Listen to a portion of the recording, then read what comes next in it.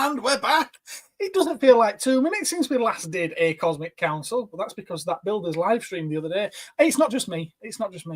We've also got Andy. Hello, Andy. Also known as Neo. Happy New Year, everybody. I took the blue pill. Or was it the red pill? Or was it the polka dot pill? I forget. Aye. Someone had a good night last night. Well, I'm trying to pretend that I did actually had a fairly calm night, but, you know, I'm going for the effect. Plus, I don't put on my Matrix glasses very often. Well, that's enough of that because I can't see a thing. Oh, that's better. Wow, that's bright. My light's very bright without those. Just so you know, ladies and gentlemen, and any children watching, we do not condone taking pills at parties. No, not unless they're proper medicine pills. With a prescription. So there. Oh, how are we all doing? We've got a busy chat. There's already 28 comments. Bleeding hell. I'm gonna leave the hat on for a bit. Oh, by all means, you go for it. Hello, Gap. But the carrot might stay with me because the carrot amuses me. What? Happy New Year, Martin. No sidekick. There you go. Hello, James. How are you? Oh, you're one of them. I'm one of them, apparently. That was me. That was you. That was definitely you. I thought it might have been just me, then it popped up 3 times. Josh, you need to join us sometime. You really do. Yeah. More than a ever, younger perspective on here. Yeah. Joe's with us. Hello, Joe. Happy New Year. Gareth, when I'm here, you are the younger perspective. Have you never seen that intro either, Gap? You've not been tuning into our videos lately, have you? Not from the get-go, anyway. No. I think that's 2 intros that you've mentioned now in the last couple of days. Adam! Hello, young man. How are you? Do you get to stay up a little bit later tonight because there's no school tomorrow, is there? I've got school tomorrow. Have you? Oh. I can only take so much off over Christmas. I didn't do badly. Doesn't feel like I got off mine, but I did, really. Look at this. Everyone's saying hello to everybody. It's brilliant. He took a pill and he beats her. Andy has style. I don't know if the fire there is referring to your hat looking like flames. I think it was more the shades. Yeah. Yeah. Gap needs to join you sometime too. Oh, we've been there and done that. We've learnt that lesson. Sometime, definitely. Yes. Oh, Martin's at work tomorrow. Bless him. Yeah. Yep. Back to work. Phil's at school tomorrow. He works in a school. Yeah. Phil. Bing. Yes. And there we are. I'm all caught up. That's. I'm sure I'll end up falling behind again soon. Well, how was everybody's Christmas then? Yeah. Lots of driving, or at least driving on actual Christmas Day. I must have done 5.5 hours or something of driving on Christmas Day. Never did. Oh, we have got an Ed. Hey. We've got an Ed. He's rolled out just in time. Oh no. I wasn't sure if you were going to make it. This one, sorry. I wasn't sure if you were going to make it. Well, it was touch and go there for a moment. Or was it? Was it touching cloth? No, nothing like that. No. I don't want to know what time you go to sleep these days. Okay, fair enough. Buford, hello. How are you doing, sir? And Happy New Year. Andy was just saying that he did about 5.5 hours of driving on Christmas Day. Who did? Andy did. Well, it's his own fault. Yes, because if I hadn't been driving, I wouldn't have. Hello. Driven. Yes. Spectrum Smooth showed up. Yes, the top of his head is very smooth. It isn't quite shiny as well. I buffed it especially for you. That's the glow, isn't it? Yes. He's got a solution for that now, though. It's what? He's got a solution for that. For what? You glow. Oh.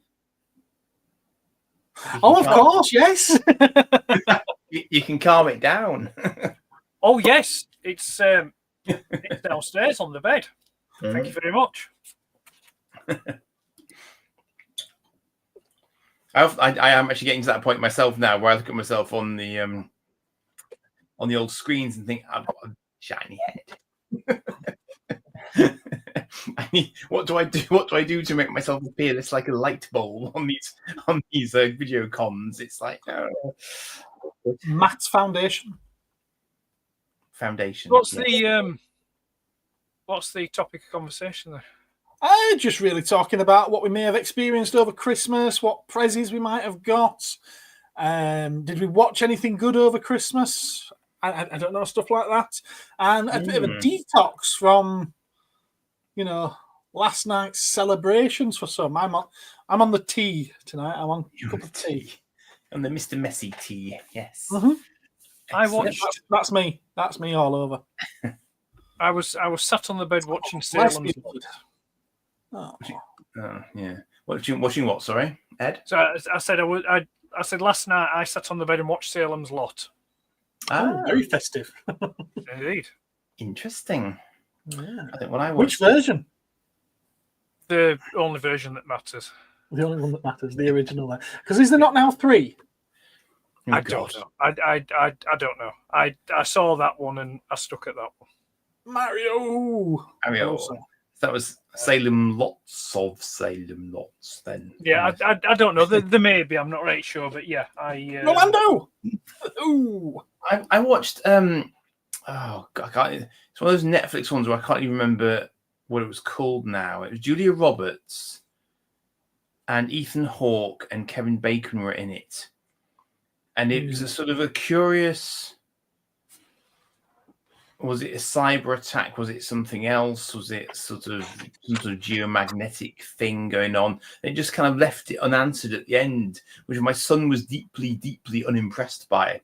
And immediately he was immediately searching for a sequel. And I said to him, I think that's the point, is that you're not supposed to be able to figure it out. Right. Is that it's for debate at the end of the film. But I thought it was quite a clever construction. So it was it wasn't even openly science fiction. It was just one of those sort of just like an interesting film, So I quite enjoyed it. I'm not sure it was one I would have picked out for myself either. So I was quite impressed that he found it. I mean, I kind of felt. I don't know if it's a similar feeling, but I watched a few weeks ago. I watched. I forgot what they call it now. Is it Venom Last Dance? Is it Last Dance they call it? Oh yes, yeah. Oh, the new one, yeah. Yeah. It's probably maybe about 2 or 3 weeks ago. I watched that, and while watching it, I was a bit perplexed while watching it. But then when it finished, I thought I couldn't help but have this feeling as though to think, what was it about? What was it actually about? It didn't sort of like, it was like, or more to the point, what was the point? What was the point of that film? It felt like, to me anyway, it just felt like it was a film that maybe was just made for the sake of making it. It didn't really. I was just, maybe it was the frame of mind I was in when I was watching it. Maybe I just wasn't in the mood for it. I don't know, but after I'd watched it, I was just like, yeah, I don't think I really got that, or got why that was a film, that was made. I'm trying to think what it was I was watching the other day where. Oh, what was it now? It just seemed to make more sense because I noticed more. There was more. Oh, I think it was bizarrely. I think it was Transformers. Not the last night. The one before that. But there was a little bit more. Yes, there was more exposition in it that I noticed as my son was watching it again, and I actually thought, oh right, so that's right, okay. So it gradually made a little bit more sense, and it actually meant that I got, oh, that's a callback to that G1 story or that comic story, And I thought, oh, okay, so now I see it gels more. The thing originally, I was more distracted by the sort of rah, boom, boom, rah, boom, boom. And I didn't actually notice the exposition so much, Venom was not good. Oh dear. So that was that kind of, I was just like, and then what was the other one that I watched? I think I got about halfway through and I was just like, Oh, but yeah, what's it called now? It's the Chris Nolan one. I want to say Sunshine, but it's probably not No, Sunshine. no, One of the Batman ones. Interstellar. Interstellar. no. I need to watch that again. Actually, Interstellar. Once was Come on, enough. it was a recent one. It was a recent one. Oh, what do they call it now? Oh, Oppenheimer. No. I want to watch that That's as the well. latest, That's isn't on it? my list. It's the one where Give us a the clue. kind of time travel, but they don't. That's Interstellar, isn't it? Tenet, that's it. Thank you. Tenet. Palpatine, Oh, that's Palpatine. terrible. Tenet. That is It's terrible. I'm not film. call that one either. I must admit. Yeah, I got about halfway through it, and I was just like, I just kind of, I was like, well, I just don't. What's the point of this film? What's it trying? So kind of, I've not been back to it. I really didn't enjoy that one. Mm. People tell me it's because I'm too stupid to understand it. I think it's just because it's not a very good film. Oh, maybe 50-50, really. Ouch. On the other hand, I just got out of watching. We've just returned home from watching Sonic the Hedgehog 3. Right. Yeah. How, in a world where video game based movies are just terrible, how do they take Sonic the Hedgehog, which the entire plot is you start at one side of the screen and you have to get to the other side of the screen collecting as many gold rings as possible? You do. That's it. And how they've taken that and made 3 very good films out of it is completely beyond me, but they've managed it. Yeah. Yeah, it was very, very entertaining. Recommended if you haven't seen it yet. I don't think I've seen any of them. Have you not seen any? Oh, they've got to be watched. They are good. I've seen one of them. It was better than I would have expected because Harry does do a lot of heavy lifting. Groundbreaking at all. No. But they are just so much better than they have any right being. Right. Yeah, for a tie-in movie, it's and the thing is, it's not like it's a recent tie-in either. Battleship is not a good one. Battleship's all right if you put your brain in neutral. Actually, don't mind. Jack says it all. He says it. Look. No. They're literally playing battleships in battleships. You got to hand it to them, They literally do that at one point. So yes, that's his name. Spelt differently, but that's his name.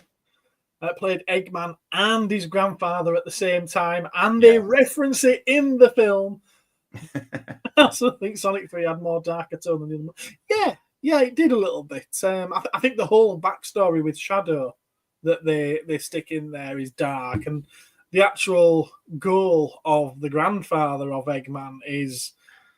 Well, it couldn't get any darker, could it? But we'll leave it at that. I won't spoil the story for anyone else. It's literally still at the cinemas. Yeah, Battleship is shocking. Oh. Yes. No, I mean, just briefly touching back on the Nolan thing. I mean, he's done some films that I do enjoy, but I don't know. I can't help but feel that maybe he's just a little bit overrated. Yeah. I've always somewhat struggled with his Batman trilogy. I like the first 2. That's the thing. I mean, this is probably going to be an unpopular opinion, but I think there's just kind of, I don't know. Wait. Richard, hello. Oh, you've seen it as well. Awesome. I'll just say I don't think as time's gone on, I personally don't think they're as good as what they were at the time. Okay. As time's gone on, I mean, I think the kind of it is an unpopular opinion, Ed. Yeah, it is. Yeah, and I don't care. It's like the. No, it wasn't. The third one was terrible. Out of the 3, the second one is the one that I can watch the most, but that's basically just purely for, the Joker, Heath Ledger's Joker in it. Yeah. It's a strange one because I don't I don't think Bale's Batman is a particularly great or memorable Batman. It's everything else around it. I think that's the problem when you try and make something real and fit in the real world. Yeah. When you take something so camp and corny as Batman and say, right, okay, we're going to make this real. Yeah, but the thing is, Batman isn't camp and corny anymore. That's the thing. The comics aren't. Batman. I think the running around. Batman, I think running around with your underpants over the top of your lycra suit. That's Superman. That's not Batman. No, I beg your pardon. So he's never had black or blue pants over his grey. But that's the '60s TV show, though. It's the current Batman. Well, Batman's all black and armored these days. I'm not sure he has pants on top of his lycra. Some of them do. Some of them do. I'm sure there's throwback ones that do that, but I mean, the latest one is absolute Batman. He doesn't he? What? I have no idea. I must admit, I'm not bang up to date on the Batman. Yeah, the latest one, but they're more like trunks because he's a 2000s boy now. But I mean, like I said, I think me personally, I think the best Batman that's been brought to screen is still going to be the animated series. 100%, where he wears black underwear over the top of his grey lycra suit. Yeah, but I mean, but I think it's just consistently good storytelling. Yeah. And it's all like, and it's a nondescript, non-specific period of time that it's set in. So you can have the luxury of having a bit of technology in there, but you can also have the luxury of not having too much technology in there. Like the Art Deco style of it all. I've just lost a lot of respect that was growing for Palps. It's just evaporated. It's evaporated. Ow. But no, the Bale, all right, the Bale stroke Nolan Batman movies for me. I've always got fonder memories of The Dark Knight rather than Begins. But whenever I put Begins on, I always end up enjoying it a lot more than what I expect to enjoy it.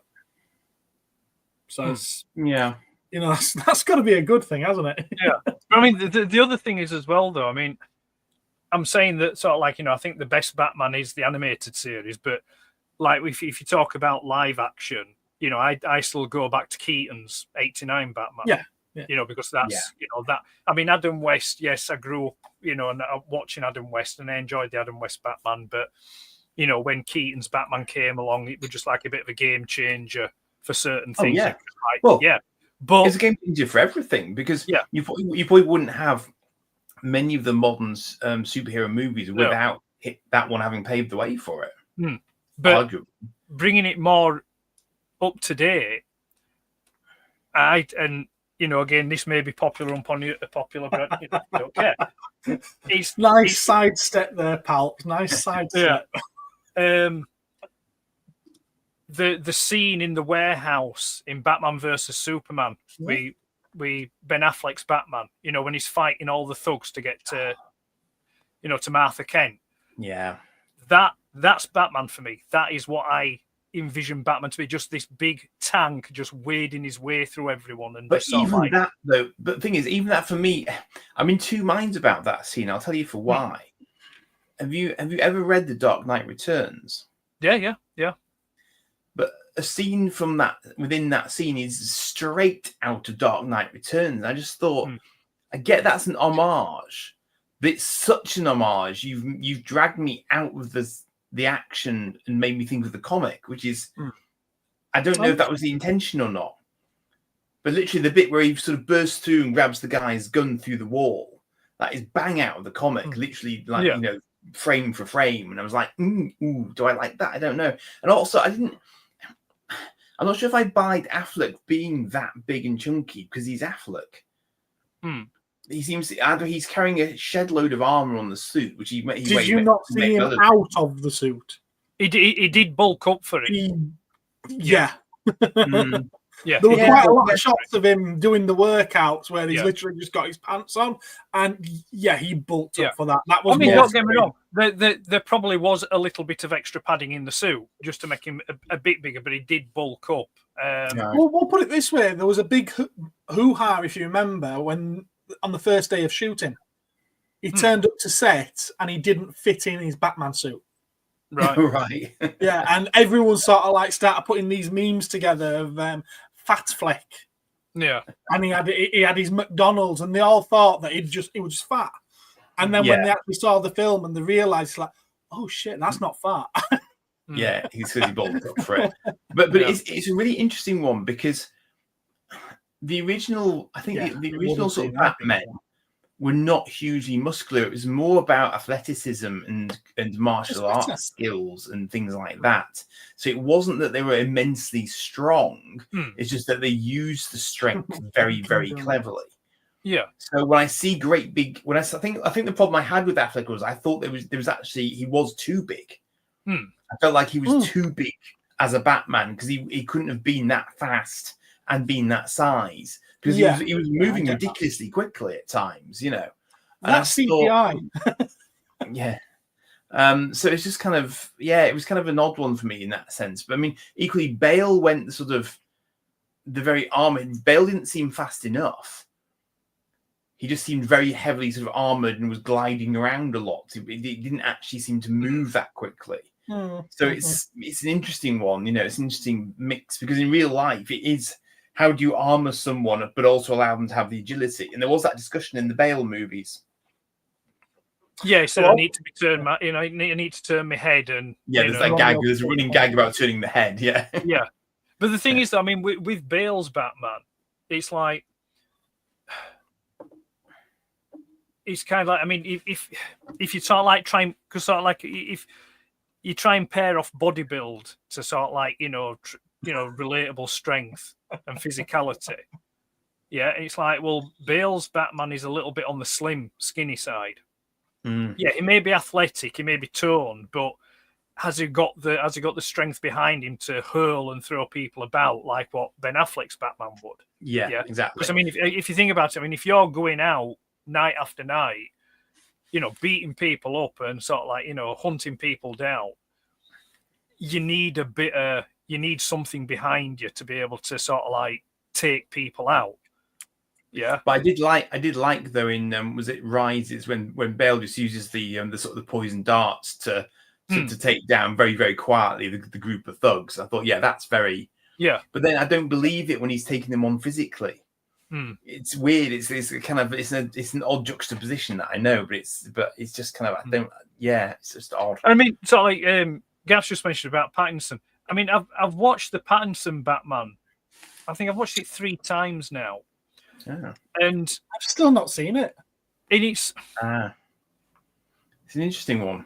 No, you see, I don't as a Batman film. I don't like it. Well, no, I don't like it. It's too strong. I don't think it's particularly great as a Batman film. If it was, say, some generic superhero that wasn't Batman that did stuff, then I could see, sort of like something in the vein of a kind of a, sort of like a Sin City kind of thing, that kind of like the noir, Shadow or something. Thing like that. The only thing, the one thing I did kind of appreciate in the Pattinson Batman, which I don't think other Batman films have really done, is they did kind of lean into a bit more the whole detective side of it, kind of like, they do this montage of sort of like him sort of like trying to figure stuff out and things like that. That I kind of appreciated. But me personally, I feel that with that Batman film, there's no clear distinction between Batman and Bruce Wayne. Right. Yeah. Where you see with every other Batman that's come along, there's been a distinct almost personality difference between the two. Yeah. Bruce Wayne is Bruce Wayne is Batman. Bruce Wayne is his alter ego. Bruce Wayne is his act to hide the fact that he's Batman. Yeah. And it's like with Pattinson's version, he's just morose and I use the term emo, but he's just sort of like he's just You know, it's like watching a manic depressive just walk around in a fancy suit, you know, kind of, you know, and I don't mean that in a derogatory sense, but, you know, just someone that you're just like, there's no clear-cut distinction between the two. I think I was quite confused initially because I just didn't understand why, when he was Bruce Wayne, he would look like that. Because the Bruce Wayne persona has always been very coiffured and sort of smart looking and all the rest of it. So I was genuinely puzzled when he first turned up like that. Bill's making a point there that it is supposed to be early Batman, but then again, so is Batman Begins, and I think I buy more into the Batman Begins than. Fair enough, I haven't seen the Batman, but from what I've seen of the trailers and what I've heard people talking about it, I think I'd lean more into Batman Begins than I would the Batman. You know, because it's like if I was a Gotham City detective or police officer in that film, you know, like if it was the real world, say, translated to that, I'd be looking at him and thinking, you know what, he could be this guy that's going out on the streets beating people up, you know. Whereas, like, you know, in other portrayals of Bruce Wayne, he is over the top with his flamboyancy and with his playboy image and this sort of like this cowardice and things like that, you know, and to the point where it's believable. So people look and think, yeah, no, there's no way he's going to be, you know, he's going to be like that. Whereas with Patterson's, it's just like, nah, I just don't, I don't buy it. I'm not sure that we've ever actually seen any of them. That's bored of the Batman talk. Yeah, I don't think we've ever actually seen any of the films take on the idea of him not having adopted the Batman persona when he first starts fighting crime, because that is what happens in the comics. You know, so it's interesting that none of them have gone down that route. But then, of course, they've got to sell it as a Batman film. So, you know, I'm sure. I wonder if the series have. The comment that Gap's making here, this is why I liked, or one of the reasons I liked the Ben Affleck version. Straight into it, yeah. A few flashbacks, you know, a handful of flashbacks, that's it.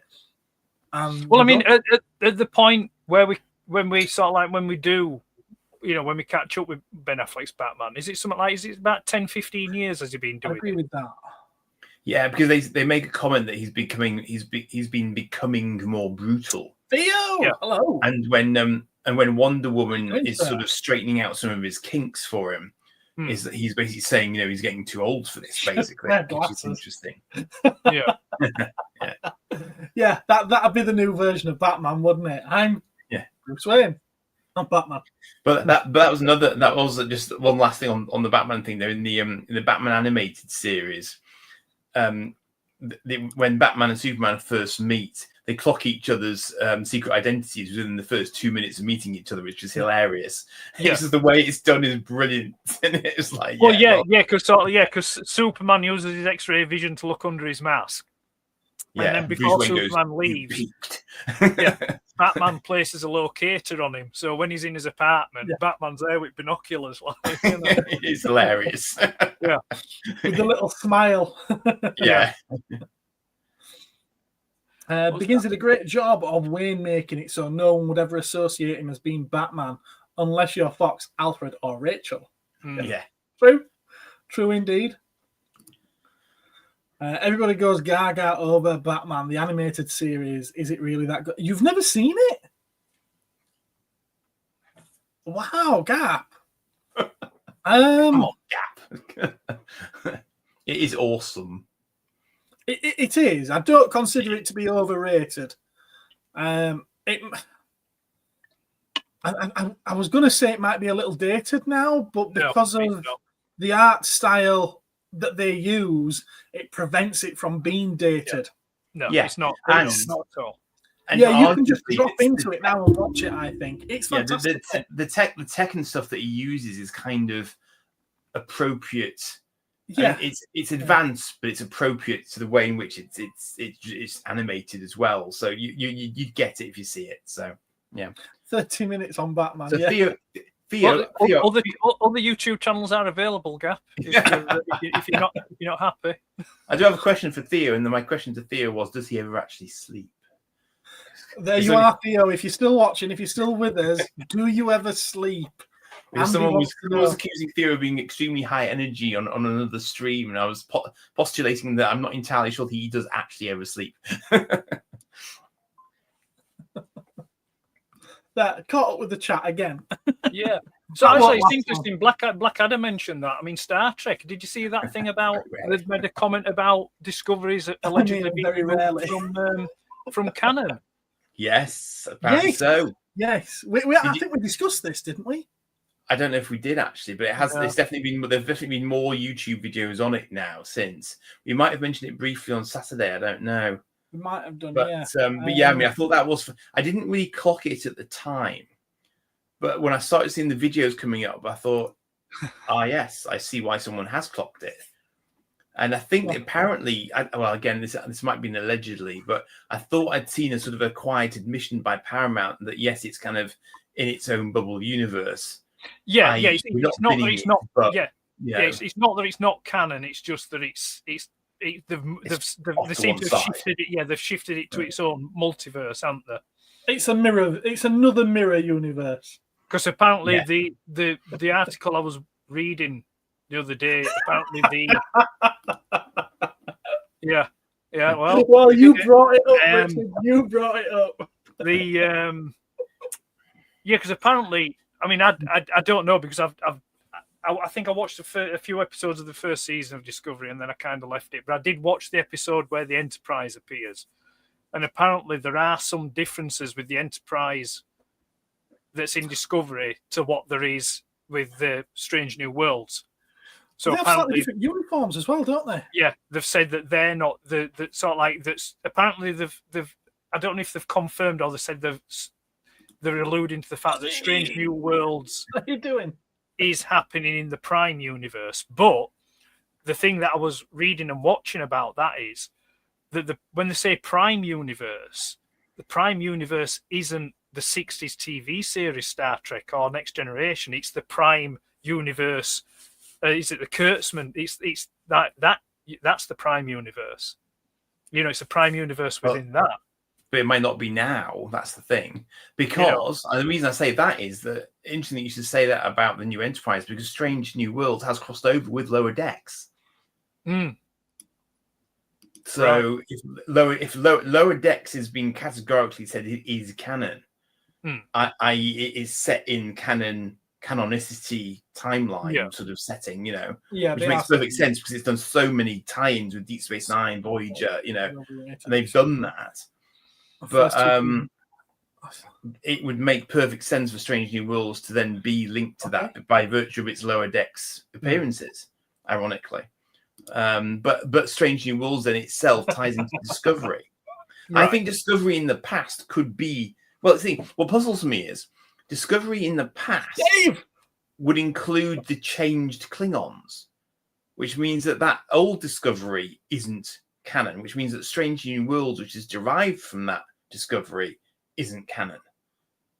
So that's weird. Well, I can't come. You see, I've not watched Strange New Worlds. So you've seen something different to what I've seen about Strange New Worlds and the sounds of it, but I don't know. But it's like the costumes and the Enterprise model in Strange New Worlds is actually slightly different to how they appear in Discovery. I wondered about that. And they're using that as an excuse. It was literally just an update for when they put it out as its own series, that's all.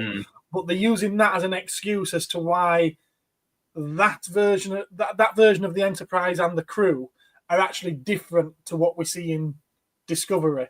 So that they can split them apart and consider one still canon and the other one not so.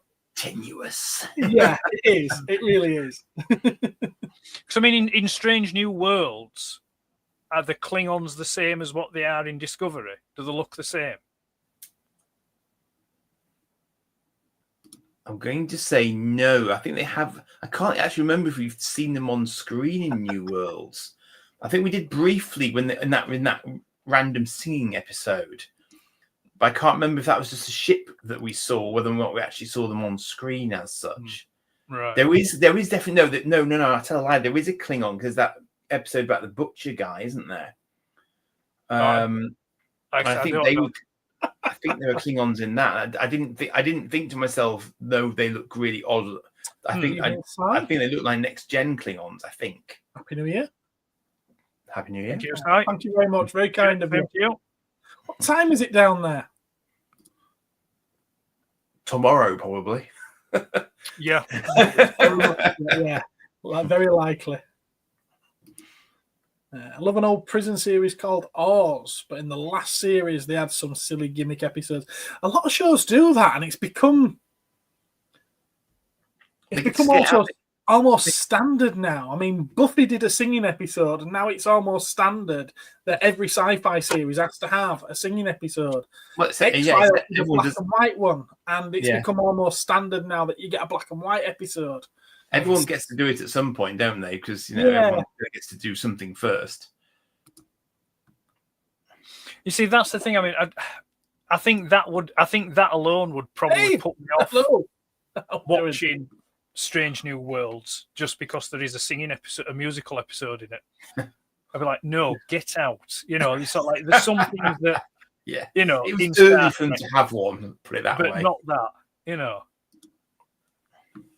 You've not seen much Star Trek, Martin? No, he hasn't. He's not. He's watching my Trek Toys playlist with interest. I think because he's learning. He says he's learning stuff, and I'm thinking I'm teaching someone about Star Trek. Oh my god! Whenever we talk about something other than Star Wars or Batman '89 or RoboCop, it's like, yeah, I haven't seen that.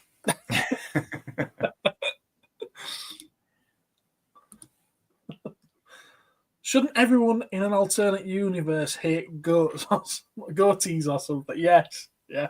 That was the evil. Yeah, I'm gonna have to grow a goatee. I used to sport. I tried one once. It didn't stick. Shocked it to have a bigger fan base. Almost every actor was amazing in Oz. True. Look at that. 6:35 a.m. Wow. Why are you not in bed? Because they've been in bed and are now out of bed. Yeah, got up early. Yeah, I do. I get up at that time to see my daughters off to school, I suppose. I mean, Guzzy mentioned a prison series called Oz. I used to enjoy a prison series set in Oz, or Prisoner Cell Block H. Cell Block H. Yeah. That was amazing. It was awesome. It's brilliant. Loved it. Okay, so they're more like the Next Generation Klingons. Yeah, that's what I thought. Right. Interesting. Yeah. Very interesting. Okay. So, I'm going to move it on. I'm going to move it on from Star Trek. Because even though talking about something I haven't seen, even though I haven't seen it, did anyone watch Doctor Who at Christmas? No, I've avoided it. No. I know it had dinosaurs in it. When is the singing episode of Cosmic Council? Yeah. When it happened, just remember you asked for it. Yeah. Why on earth would you want to waste your time on Christmas Day watching Doctor Who? Well, it's quite interesting the fact that most people didn't. No, they didn't. What, 2 million viewers or something? No, it did get 4, which is pretty much on par with what most of the series had, to be fair. But the interesting thing for me is the fact that it's Nick, I believe. Is it Nick? I think it's Nick. Hello there. Yes, well, the Gap's just confirmed it for me. For the last few years, we've been told that viewing figures do not make up a viewing audience anymore, and that our viewing habits have changed, and it's all gone to online, and it's all streaming and everything. Well, literally on Christmas Day, we had Gavin and Stacey.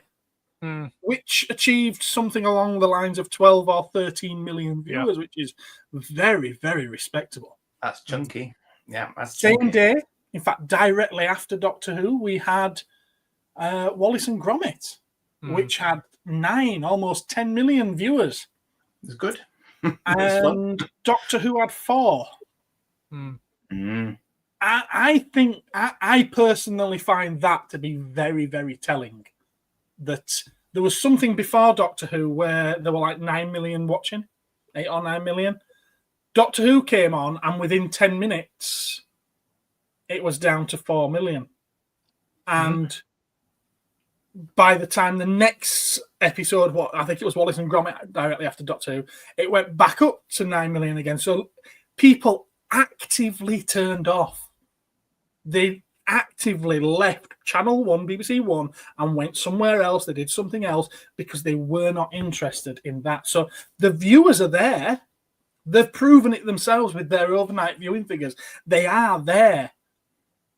what's so bad about it that they chose not to watch it that they won't admit? The interesting thing about that is that I would have thought that the people who watch Wallace and Gromit would have had a certain overlap with people who would watch Doctor Who as a British science fiction show. Well, the Wallace and Gromit audience will have been family. It'd be doing like, kids and parents watching it. Well, shouldn't that be Doctor Who as well? It should be, but I mean, well, put it this way: if I had young children now, I wouldn't. Yes, and it's brilliant. I wouldn't particularly want them watching current Doctor Who. No. Yeah, it's not on my son's radar at all. If nothing for the fact that it's just awful. It's just rubbish. Yeah, it's just not very well written, is it? No. Yes, she did, didn't she? There's far better things. There's far better versions of Doctor Who preceding it that they can watch. Than Doctor what? Yeah, Dr. Crying. Phil there. He did make a comment the other day saying that they should release character options who make the toys. They should release a Tiny Tears version of the Doctor because he cries in every episode. That should be his gimmick. But would anyone buy it? This is the thing. Australian soaps, yeah. Cosmic Karaoke. It looks like he's getting ready to make the jump to hyperspeed. You what? Sorry? He's getting ready to make the jump to hyperspeed. He's doing. I was just opening my window. With a Christmas special, could be doing other things like smashing my head into a wall. Yeah. What about War Games? That's something I've not watched either, which I will get round to at some point. It's the colorized version of the last Patrick Troughton story, so the last Doctor story. But they cut it down from 10 25-minute episodes to a 90-minute special, and then they got the felt pens out and coloured it in. Didn't they also CGI it? I think I caught a clip of that on YouTube, and I thought that's a surprisingly good-looking TARDIS for that time period. Okay, well that could be it then. I think the external shots were very snazzy for. Yeah, I mean, I admit it looks nice, and I like the idea of them colouring in some of classic Doctor Who. I do have a problem with them editing it though.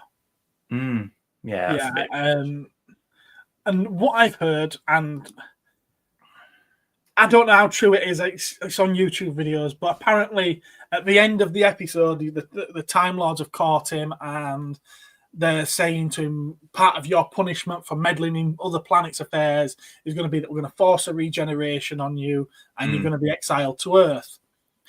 That's why John Pertwee was stuck on Earth all that time.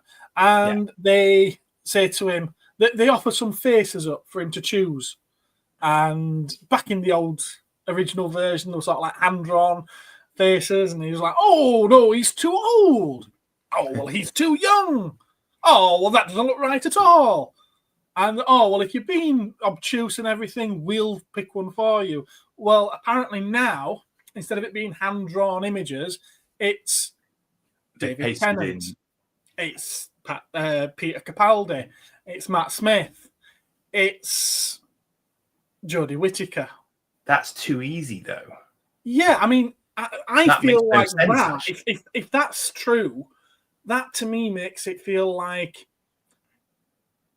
it's predetermined. Regeneration's always been quite random. You never know what you're going to get from the next Doctor.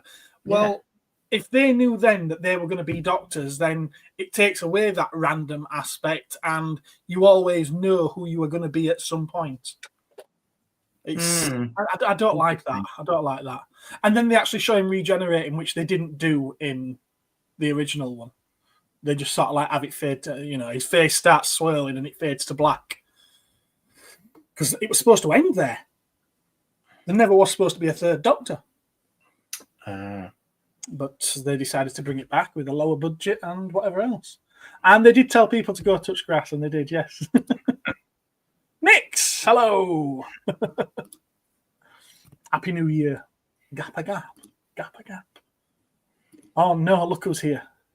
Hello, Rum. This chat is mental tonight. Santa Jaws. I've not heard of that one. 33 watching, apparently. Wow. Well, thank you all for watching and staying with us. Very good of you. And Happy New Year, if we haven't mentioned it, by the way. There was a time decades ago where cheesiness was a charm. It doesn't work these days. Do you not think? But weren't all the cards? CW. Weren't all those CW superhero shows uber cheesy? Because I've never really sat and watched them. They did a Arrow, Flash, being pretty cheesy. Yeah, I mean the most cheesy was probably Legends of Tomorrow, and for the first couple of series, I thought that was amazing. I did. It lost its way eventually, but it was quite good. I don't think I don't think I've watched it. Well, other than The Boys, which is on Amazon, I've not watched like a superhero TV show really since The Adventures of Lois. Superman. Wow. The Lois and Clark adventures things. Yeah. Yes. With Dean Cain. Okay. I watched those, but not watched any. Like the. I'm the not Superman, sure I was watching for him. In all fairness, that's cheesy. Yeah. Yeah. But a Superman series can do that because he's supposed to be wholesome. Yes. Yeah. So that worked for that series at that point in that era. That worked. Yeah. But yeah, watching this morning while having my breakfast, I was watching Holiday on the Buses. Holiday on the Buses. Wow. Yeah, with Reg Varney from 1973. It was from. It was somewhere they were working at a holiday camp. Yeah. And, this what Phil was mentioning. That's another.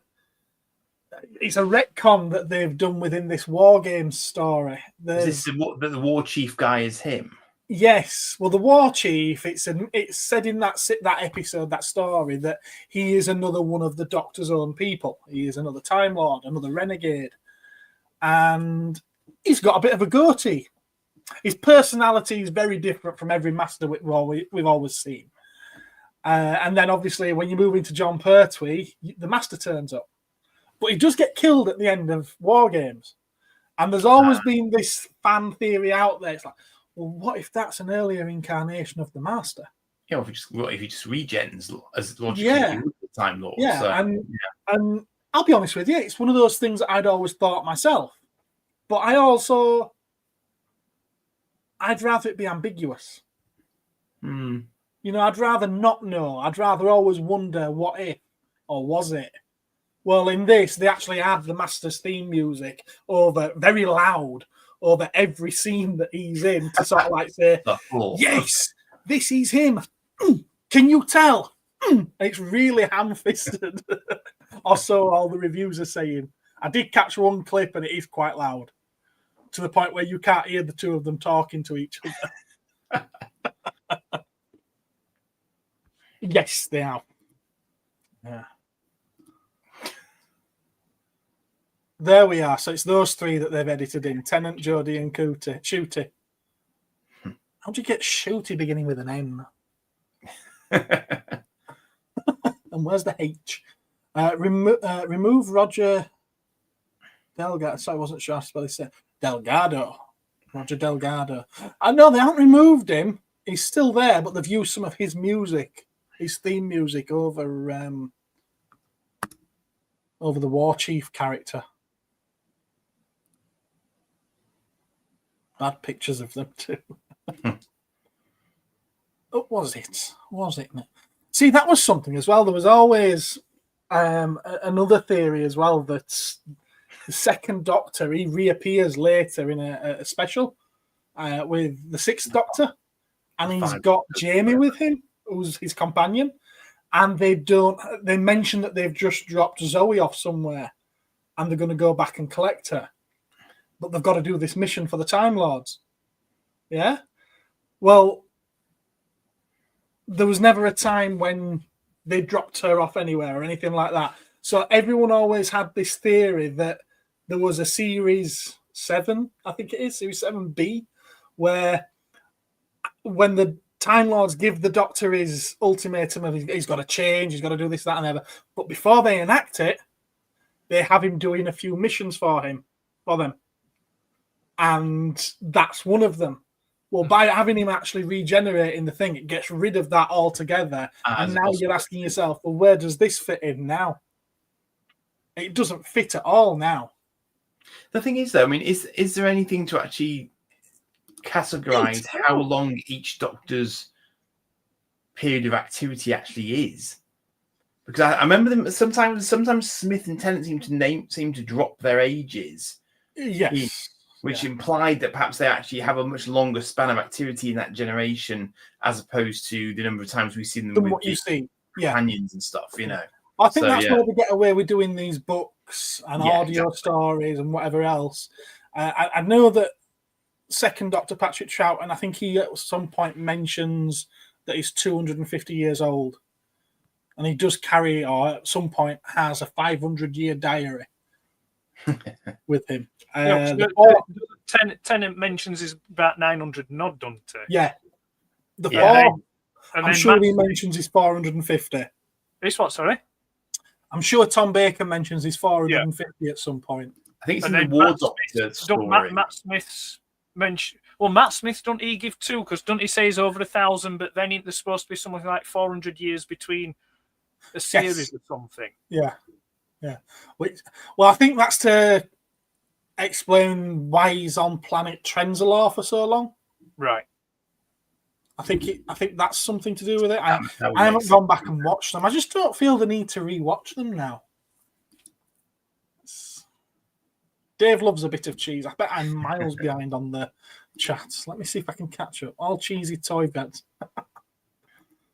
I don't think cheesy stuff. I think it can still work. I just think it depends how it's handled. Yeah. Pirate Pete.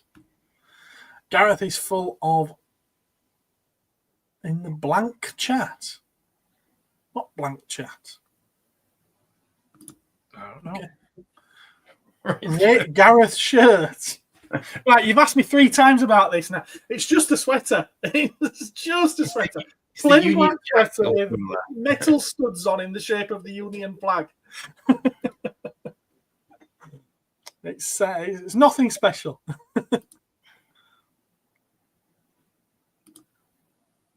Quality on the bus. I am miles behind, aren't I? Carry On. Confessions of a Window. Never watched the Confessions films. They're like an X-rated version of a Carry On film. Yeah, I'd heard that. Yeah, they're not. The first one, it's Confessions of a Window Cleaner, with Robin Asquith and Tony Booth. That one's okay. That was quite humorous. But after that, then they seem to just become a parody of themselves. What's that, Aaron?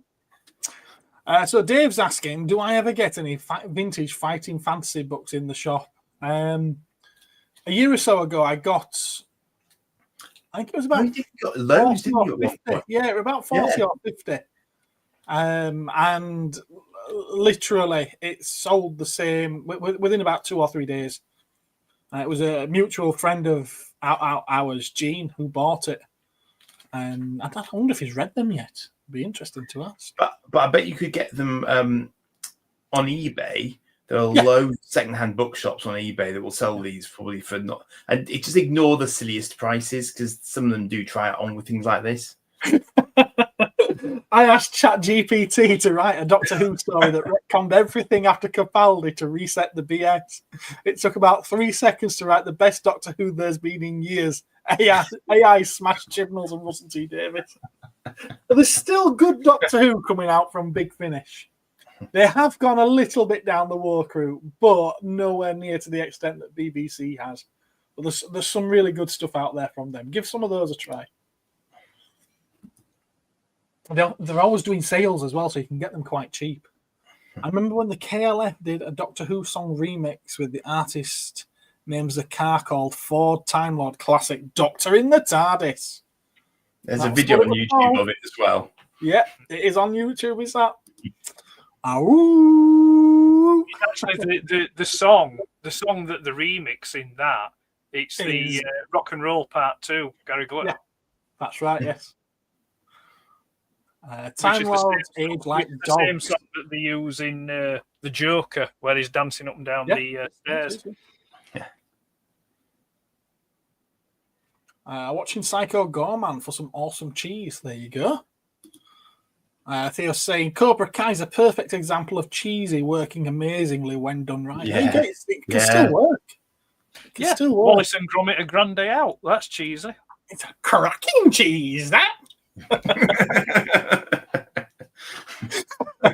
You know, it's just as well that I'm not bothered about embarrassing myself or anything, isn't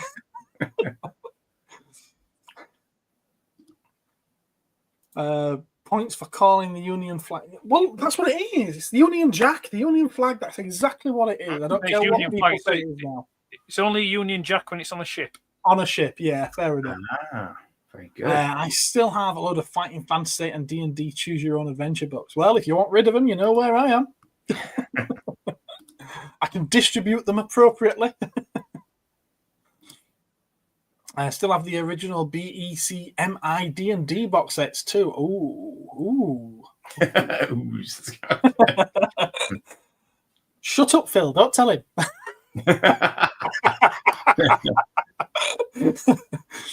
You can stop it as well.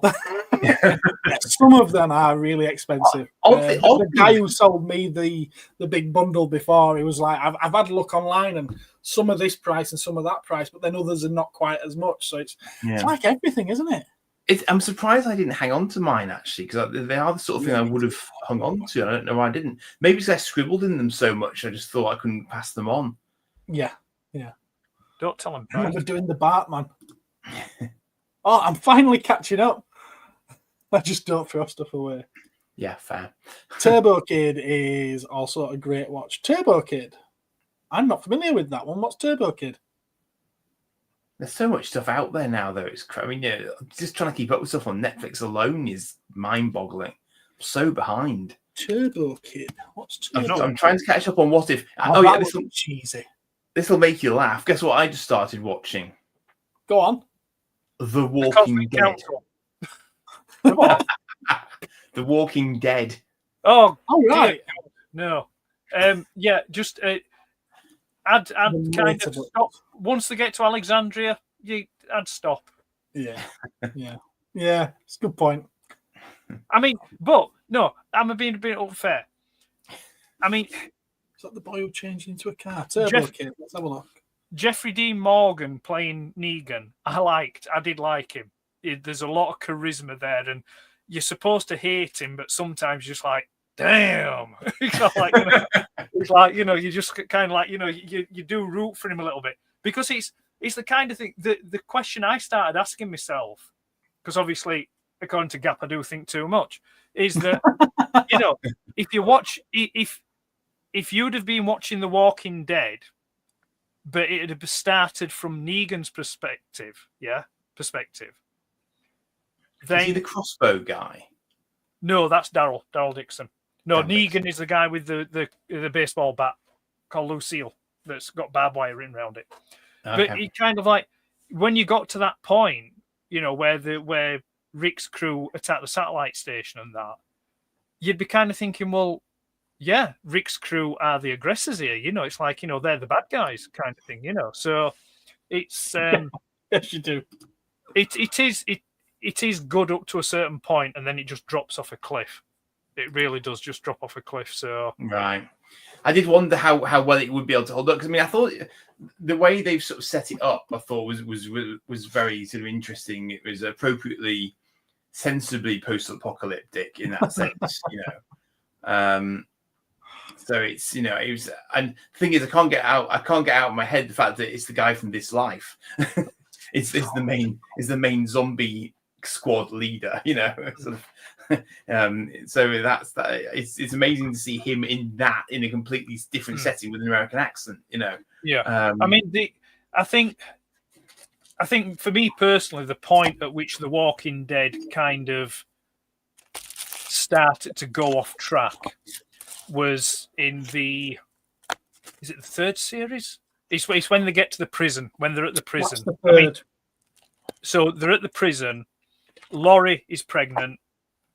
And what they do is, I don't know how much you know. Third episode, so. Pardon? I'm reading about like the 4th episode so far. Well, so.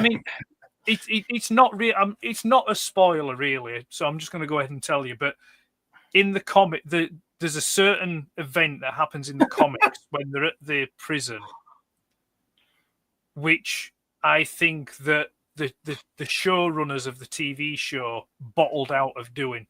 Yeah. And that was the start for me, where it kind of sort of like, don't get me wrong, that they are kind of entities unto themselves. The TV series is based upon, but not. Yeah. I wouldn't say it's significantly different, but it is different enough to make it its own thing. Yeah. Oh, one of its main characters isn't even in the comics, is it? No. Daryl Dixon doesn't appear in the comics. Neither does Merle. Yeah. Yeah. But they are both good characters in the show. Yeah. But I think the decision to keep a particular character alive in the TV show, I think I personally think it was the wrong decision, because it doesn't really add or bring anything else to the table, other than as being a constant reminder of, well, you'll know anyway, there's, Laurie's infidelity, thinking that, Rick's dead. I don't think that'll come up just yet. What, it's 3 episodes into the first season? Yeah, it has. That has. Yeah. Was it? Yeah. Okay. Oh, yeah. It's straight off the bat that Shane's with Laurie. Okay. Yeah. Yeah. And apparently he told her that her husband was dead as well. Right, yeah. Well, that it's not infidelity, is it? Well, it is if he knows that he wasn't, technically, actually. No, I mean on her behalf, because you said no, on her, no. Yeah. No, it was interesting, that one, because not clearly her husband might take it poorly, but then equally, I'm kind of waiting for that conversation to happen where they have it out when he discovers that has happened, But yeah, interesting. But that's what I liked about it, though, because I could see, I very clearly see what you're doing there. And her reaction to that is interesting. So I understand why people would have enjoyed it as a show, because, it's zombie apocalypse, but actually it's about the people, not the zombie apocalypse. That's the side effect of the setting it's in, but actually it's about the people interaction. Yeah. So it's interesting like that. Yeah. But don't get me wrong. She's a great actress, Laurie Holden, who plays. I've just gone blank. Oh, I've gone blank. Wow. Is she the sister of the other lady? Yes. Yes. No worries, Guzzy. No worries. Yeah. That it's not a particularly likable character in the show. The character in the comics is much better. Oh, right. Andrea. That's it, Andrea. Okay. Yeah. So Andrea in the TV show, I don't think is a particularly likable character.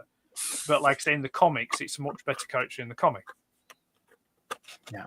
Yeah, she's a good character in the comics. She's a whole lot of nothing and a whiny cow in the TV series. Yeah. And then in the TV series, you see, because it's going to spoil things, but then shut up then. Yeah. Because I was going to say, because I was just thinking that that Gareth had a lot of sort of Walking Dead toys in, which didn't mean a thing to me. Right. Because I hadn't read the comics and I hadn't seen the series. But then I found myself in this strange quantum reality where The Walking Dead is on Disney Plus. So I can just watch it on Disney Plus. Yeah. I only really looked for it because I couldn't watch Star Wars on Disney Plus. It wasn't working for me at that point in time for some reason. So I just started watching The Walking Dead and thought, this is going to be quite good fun. It might be. It may be fortunate for you, because you're watching the show before you've read the comics. Yes. So I have very few preconceptions apart from the old YouTube clip that I've seen. That's it. So. But if you ever have the mind to do so, I would recommend the comics. Cool. Yeah, the comics are great. The comics are really good. To a point. Yeah. To Yeah. a point. To a point. So with I'm toys just and going to stuff. address Richard's question here. How much should a seller accept for a Walking Dead issue 1 comic minimum? It's a very, very difficult question to answer, is that, purely because there's so many different editions of it. Even the very first print, there's 2. There's one where there's a little bit that's black, and then there's one where there's a little bit that's white. And apparently there's a big difference between the 2, and nobody can really tell you why. So yeah, and there's been lots of different reproductions of it since. So without seeing it, I couldn't tell you. And then obviously as well, condition plays a massive part in the price. How much did the last? How much did the last one go for? I don't know.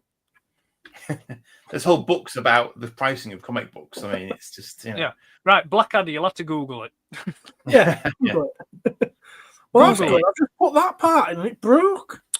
Yeah.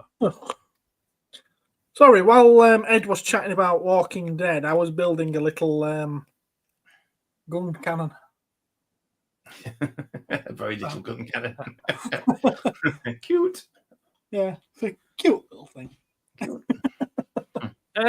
Here's a question for you then. No, I mean, What, not that for I me? care either way, but I mean, I've not watched today's episode, but I watched last Wednesday's episode of Skeleton Crew. All right, okay, yeah. So, I mean, it was quite obvious that in the first episode, the pirate with the mask on was Jude Law's pirate. Yeah, I don't think they ever hid that. Yeah. So what's people say? Do we think he's an ex-Jedi, or is he going to be now one of these Disney, everyone's a Jedi, everyone's a Force user kind of people? You know. Well, I don't think it's that. I think it's just in keeping with what Star Wars always was. Some of them, there's people out there that can use the Force that have been trained as either a Jedi or a Sith. So they don't really know what they're doing with it, but yeah, it might be Force sensitive. But yeah, exactly. I I just think he's Force sensitive that's picked up a few tricks here and there. I mean, he could be another leftover youngling or Padawan. You know, yeah, I was going to say he could be an ex-Padawan. His master was killed and he's managed to escape somehow. Because obviously Order 66 didn't do a right good job, did it? Well, I think teaming with Jedi. I think Lucas once said there was something like 10 or 20,000 Jedi. So left? No, there were 10 or 20,000 Jedi at the time of Order 66. All right. To expect them all to have been wiped out straight away, I think is a bit of a stretch. That's a bit odd though, because after Attack of the Clones, it's implied that had decimated the Jedi Order, just that combat in the arena. Because you only had a small group that were available to go to Geonosis, right? So it decimated what went there, yeah. definitely. But I don't think it decimated the entire Order. Remember how big the galaxy is.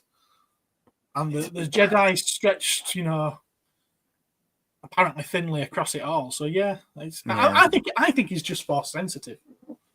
I do. He's just Force sensitive. Although he does start spouting Qui-Gonisms, doesn't he? Your focus determines your reality. Yeah. Interesting. Maybe he has had some training then. Yeah, and he looked quite comfortable holding the extraordinarily narrow and thin lightsaber. It was really it was narrow. You what? Sorry. You think it was narrow? Yeah, it didn't. The other lightsabers look a lot thicker. That one would look really, really thin, really slim. See, I thought it looked a little bit longer than normal. Yeah, it was long. I didn't think it was any thinner. Yeah. I don't really care. Taken out of context, this could be a very interesting conversation. Sorry, what was that? I said, taken out of context, that could sound like a very strange conversation. Certainly could. Never mind Walking Dead. We all know Battle Pope is Kirkman's best. Invincibles is pretty good. Invincible is pretty good as well. But yeah, Battle Pope. He's going to be driving the new Skeleton Crew Vespers. The Invincible Skeleton Crew has Vespers now, does it? Yeah. It'll be the Invincible cartoon. It makes even me feel queasy at times. Yeah. is ex-Jedi youngling or sensitive? Right, well, I haven't seen the latest episode. I'm assuming there's one today. Yeah, I would have thought there'd be one today. So So I haven't seen that. but We've been out all day. when's it supposed to be set, Skeleton Crew? Good question. It says at the beginning of the first episode. It don't pinpoint it, but it is after the Empire has fallen. Right. Yeah, that's what I thought. Right. Yeah. I'm getting the impression it is set around about the same time as Mando, Ahsoka, Book of Boba Fett. I think we're supposed to be getting them in order of when they're set, and let it explicitly say. So obviously Obi-Wan, we know when that's set. You see, yeah. The other thing that sort of like, again, my I'm gonna call it my gapism. My gapism. You know, when I overthink things, it's my gapism. It's your gapism. Okay. My gapism. Oh, yeah. Is you know, to say these planets are allegedly supposed to have been hidden, you know, for for however long, and that nobody knows where they are. There's a distinct variation of alien races that living on that planet. To say that it's a hidden planet that nobody knows about. You know, so all those people must have been deposited or gone there at some point. Must remember how to get off and go places. I was getting Andor vibes from the way in which their societies were structured in a very structured fashion. So I was wondering if it was like an Empire sort of prototype planet, like, you know, how all good Empire planets should be run. Well, no, it came out in the last episode that it were a mint, wasn't it? The produced Republic credits. Yeah. Oh, it was a mint, is it? Yeah, it was a mint. The factory where they have a minting factory on there where they produce old Republic credits. So I get the impression that all of those planets either fell very quickly or were hidden to prevent them from falling. And yeah, I would expect there to be multiple races on there. Hey up, Joe, how you doing, mate? And I also suspect as well that this supervisor that they mention is that pirate captain. I think it might be that pirate captain. What do you think? Mate, it's possible. It's possible because, like, you know, maybe, you know, wanting to keep the planet hidden, you know, having the barrier up, not wanting people to leave, and who knows? Who knows? It's still early days, isn't it? I mean, how many episodes is there supposed to be? Is it 8? 8, yeah. So I think we're already over halfway through, aren't we? Right. So I think if they were going to go down that route, I don't think there's enough time left to tell that story. And, mind you, there could be a second series. I don't think there will be. I don't think. Anyone collecting the D&D sticker book? They've got one in Morrison's. I'm not. Thicker and longer, like a quality hot dog. Mind the gap. Two of you saying it at the same time. Look at that. Spooky. I think it's Old Republic. Yeah, it's definitely Old Republic. It's definitely Old Republic. Republic credits will do fine. Yeah. No, they will not. I'm not surprised. The solid bloody gold. Did you see them? Yeah, maybe it's gold press platinum. Maybe it's gold press platinum. Be, yeah. The supervisor is Quark. He's Quark. He's the supervisor. The crossover that you never knew you wanted. The Grand Major. Star Trek again, ladies and gentlemen. We're back to Star Trek again. See what we did there. Yeah. Okay, explain to me why in the Skeleton Crew. So you've been watching it then, and the neighborhood looks like Southern California. It looks, I don't know about it looking like Southern California. It does look like a suburb. Because E.T. phoned home. Yeah. Yeah, essentially. I got massive ET vibes off the first episode. Yeah. E.T., Goonies, Explorers. Yeah. You name the film, we'll rip it off. Yeah. We're channeling it. Because we haven't got an original idea amongst us. I don't know, those mud baths seem quite original. Like a computer created the world. Well, it might have done, mightn't it? The answer is 42, and they're trying to figure out what the question was. Controversial take. I like the concept of midichlorian in Star Wars. Someone that wants science in his fiction. It's a plausible scientific explanation as to why people can tap into the Force. It is. That would make sense, Phil. Yes. Symbiosis. Yeah. Anyway, we haven't even got on to Christmas stuff, and that's what we were supposed to be talking about. What did Santa bring you? Did he bring you anything nice? Oh. Let's put you on big screen so that people can see it then. Go on. I haven't actually started reading it yet, but Have you not? someone very kindly supplied me with that. But I supplied myself with this, which I went trotting around Doncaster with at speed on Monday. So It's got a tribble on it. I spent most of the time talking to a tribble. Yes, exactly. So I was a little bit curious. Baby tribble. I like science over feels. So, sorry, Andy. Yes. Just lift the book up again. The book, yes. The book. Right. Obviously, that's Mirror Spock. Is that supposed to be Mirror Kirk? Well, I'm puzzled by this because their uniforms don't look very mirrory to me, but I could be wrong. No. Obviously, the Wrath of Khan era uniforms, and I'm pretty sure isn't Mirror Kirk dead in the Mirror universe? I'm not sure, to be honest. So maybe. Oh no, he's alive because they send him back, don't they? Because they swap places, and I think they do send him back. Yeah. So maybe they're doing a covert ops thing going into the Mirror universe disguised. Maybe. I don't know, but says picking up where Star Trek 3: The Search for Spock left off. Admiral Kirk and the crew of the USS Enterprise face off with evil versions of themselves from the fan favorite Mirror universe. They are. So they get to face off with their alternate selves, apparently. Apparently, he's got a mirror badge there. What, on the book? Mirror badge? On the cover? Has he got a mirror badge? Don't think Andy, so. I think you can probably see it clearer than us, Andy. Are any of them wearing a mirror badge? Oh, a mirror badge. Oh, no, he's right. He's right. Yes, look. There you are. That's not standard Star Trek issue. Yeah. That's not Starfleet, that's Mirror. And is that I'm assuming that's the Excelsior chasing down the Enterprise here?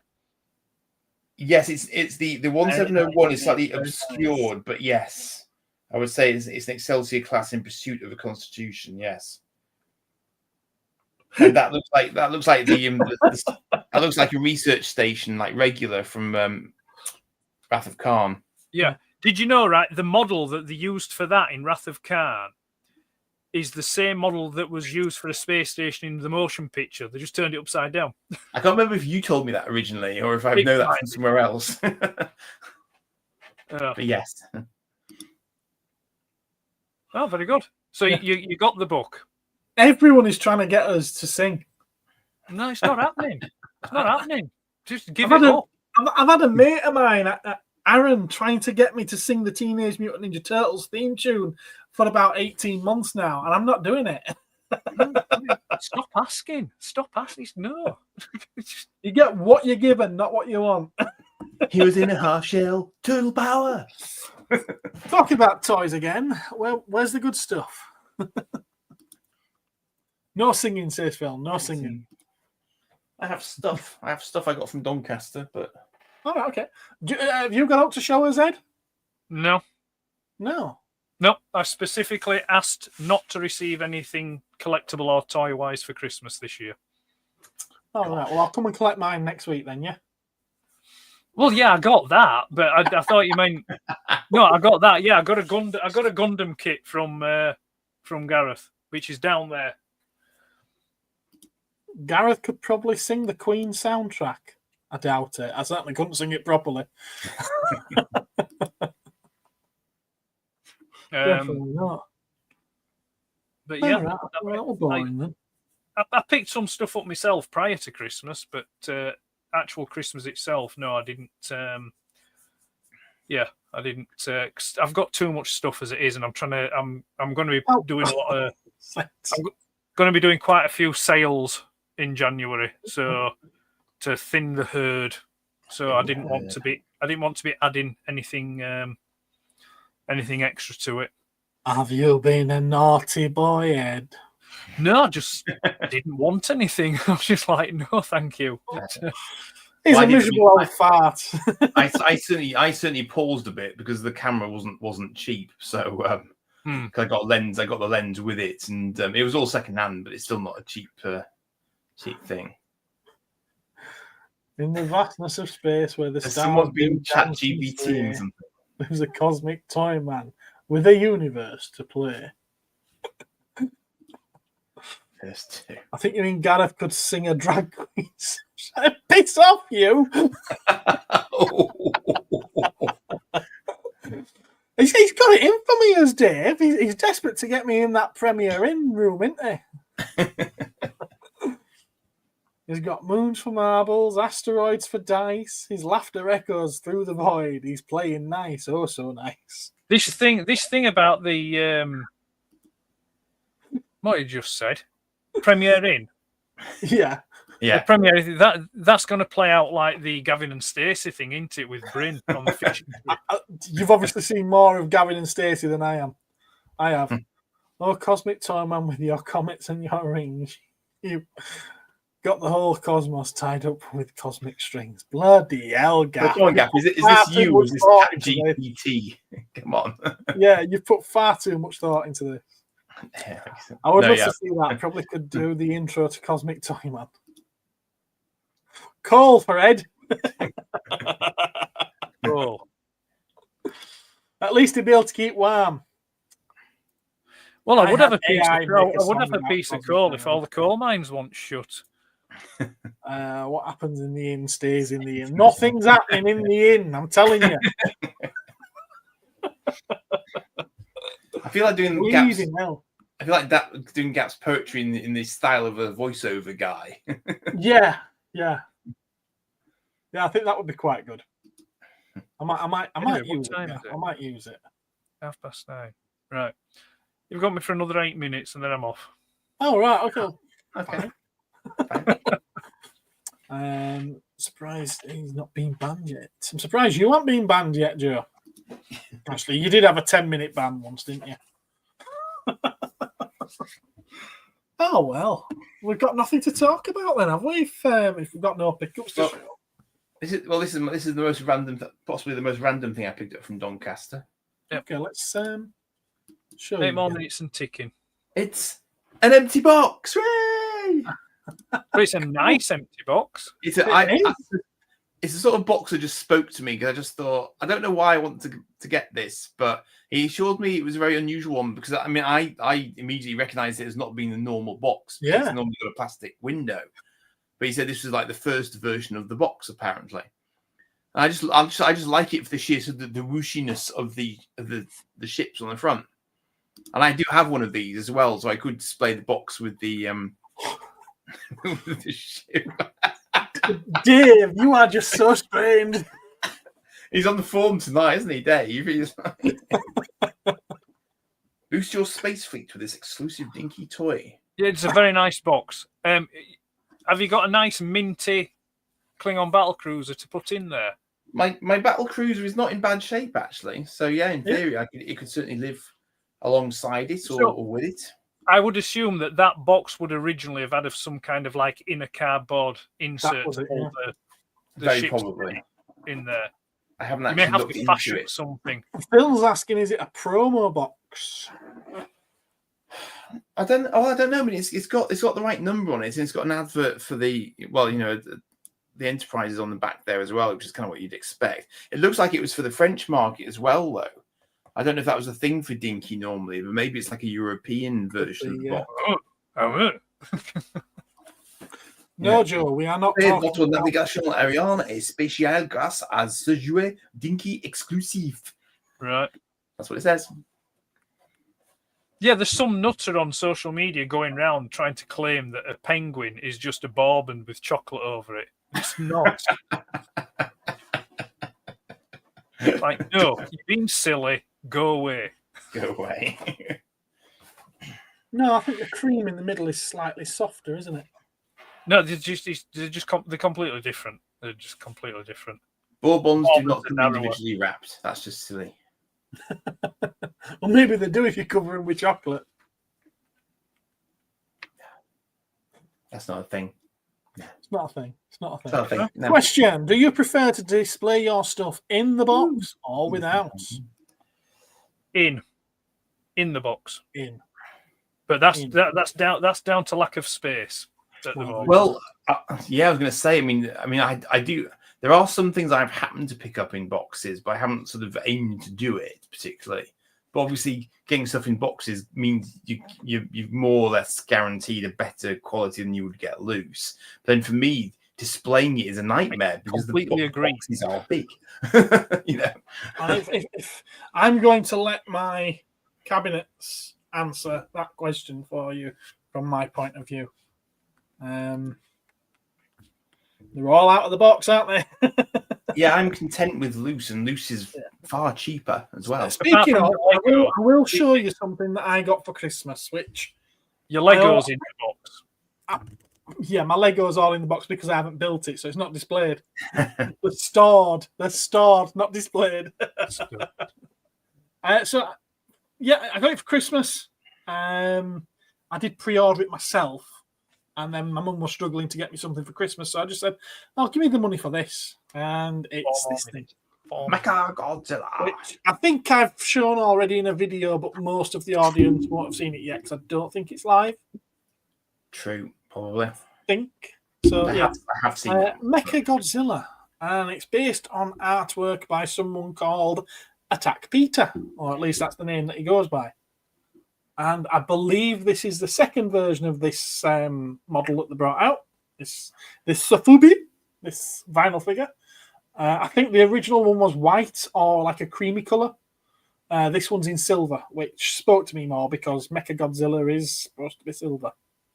So I love his, I love his eyes. It's like it's almost like they're hypnotising you.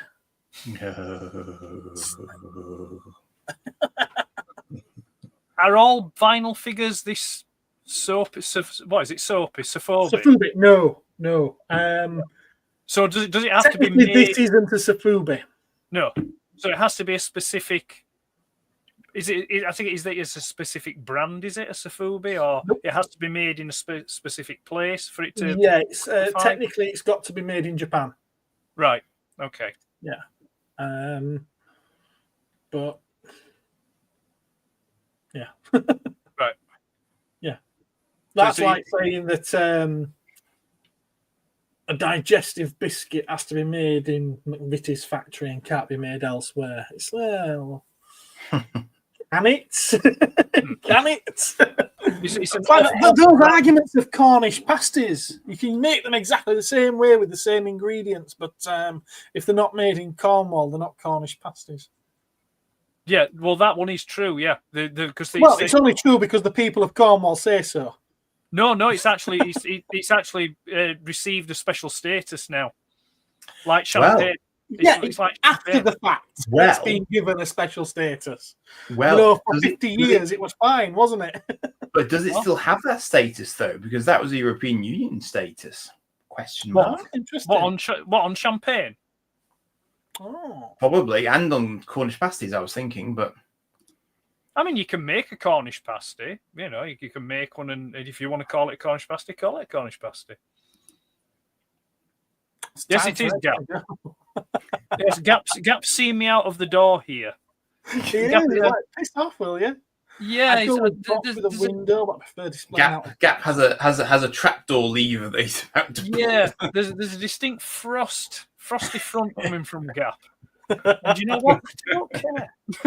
Don't care. Don't overthink it, Ed. Don't overthink it. Yeah, I'm overthinking it. Yeah, I'm overthinking it. Manchester who got beaten up. Is this a joke? There's probably a joke in there somewhere, isn't there? Got these biscuits apart from the egg, and that's an egg, not a biscuit. Fruit salad biscuits? No, that's a crime. That's the answer to the question. When is a biscuit not a biscuit? I feel this one is a fruit salad.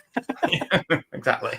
Well, I hope you enjoy it, Richard. But no, that's a crime. Is that you're loving Harris Eurovision sweater? By the way, what is it with the sweater?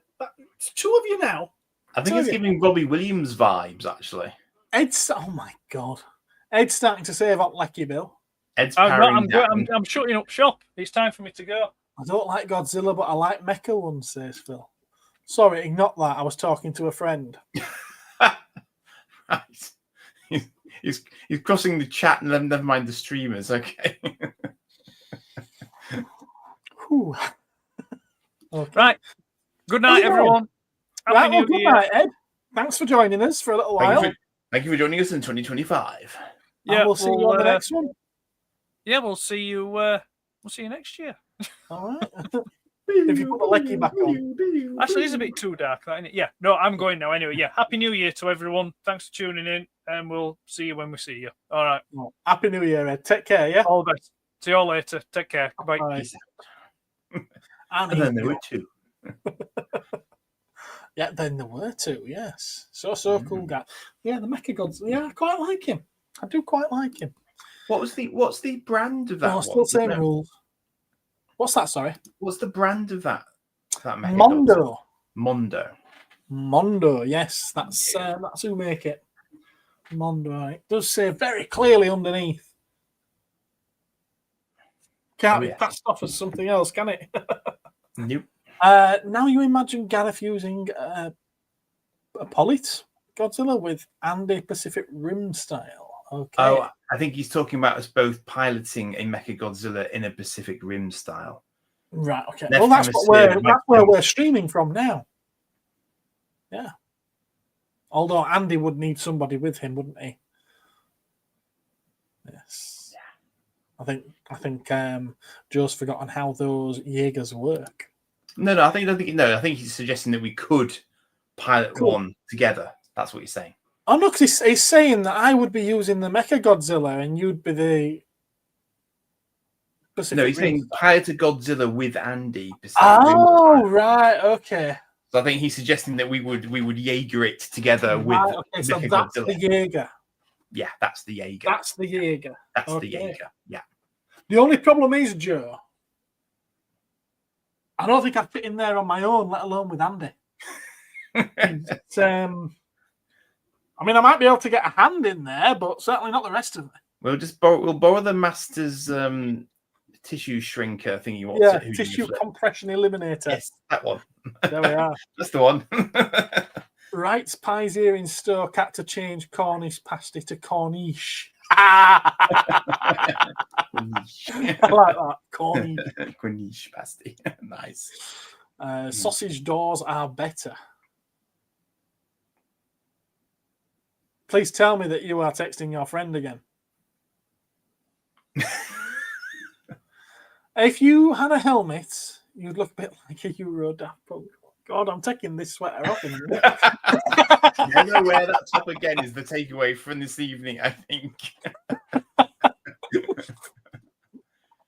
Everyone's saying bye to it. Bye, There we are. And hello to Joe, even though we've done that already. Better man. Who's a better man? Ed. Probably is. Probably better than me. I have no experience of this specific rimming myself. Well, if you're able to rim yourself, could you please tell me how you managed it?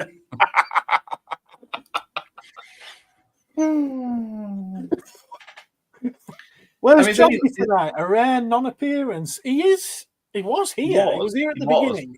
Yeah, he's probably popped in, said hello, and he's left us running in the background.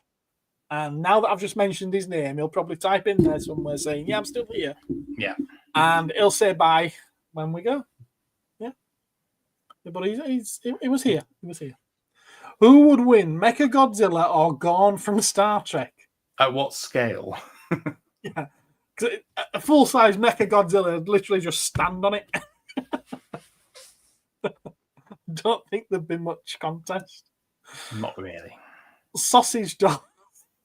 Colourful euphemism. It is a little bit, isn't it? It is. What has happened to this live stream? Oh my God, did you just say that, guy? Yes, I did. Because I'm interested in the science of it, being able to get your body into that kind of shape and get this part to that part, without harming yourself. Yeah. Some people are extremely flexible. With sharing memories, that must be and funny.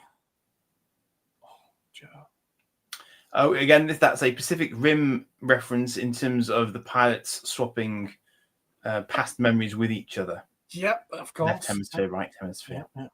Yeah. I really need a Jaeger. I need a Gypsy Danger. I bet you are interested in the science. See, look at this.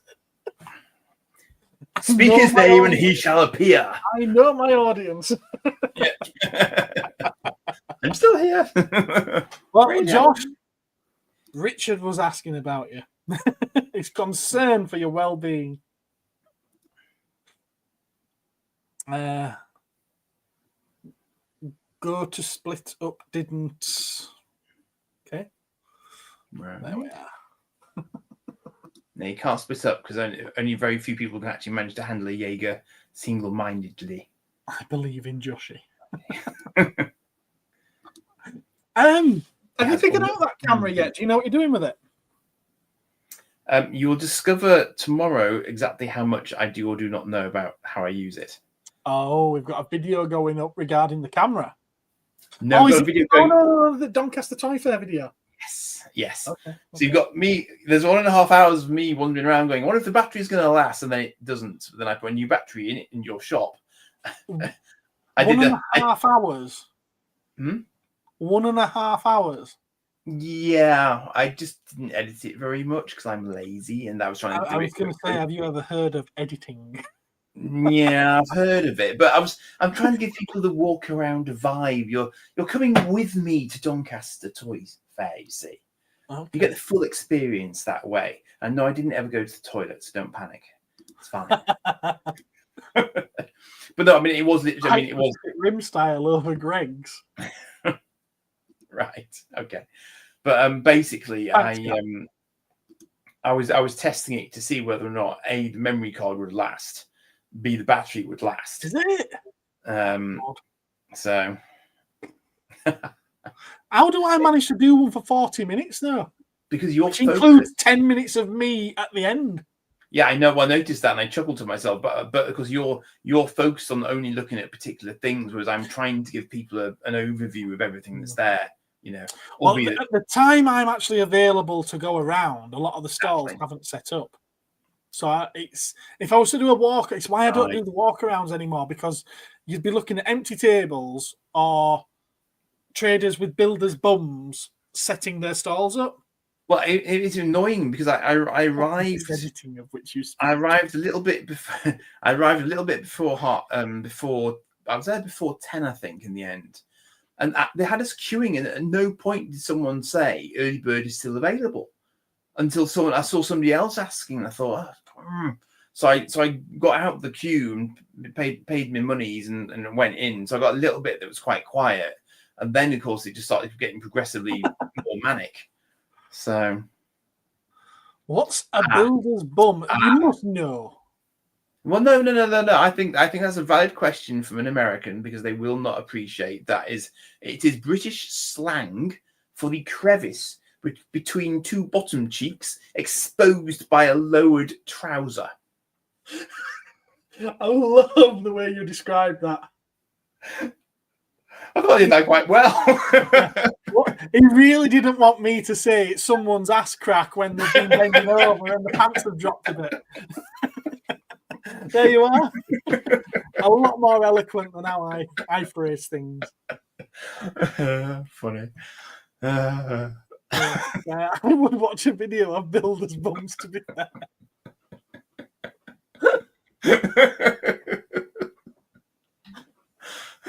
You know, there's been many times when Joe here has been in my shop and he's been bending over looking at something, and his builder's bum has been the entire bum. To the point where you almost see the sack hanging down in front of the bum.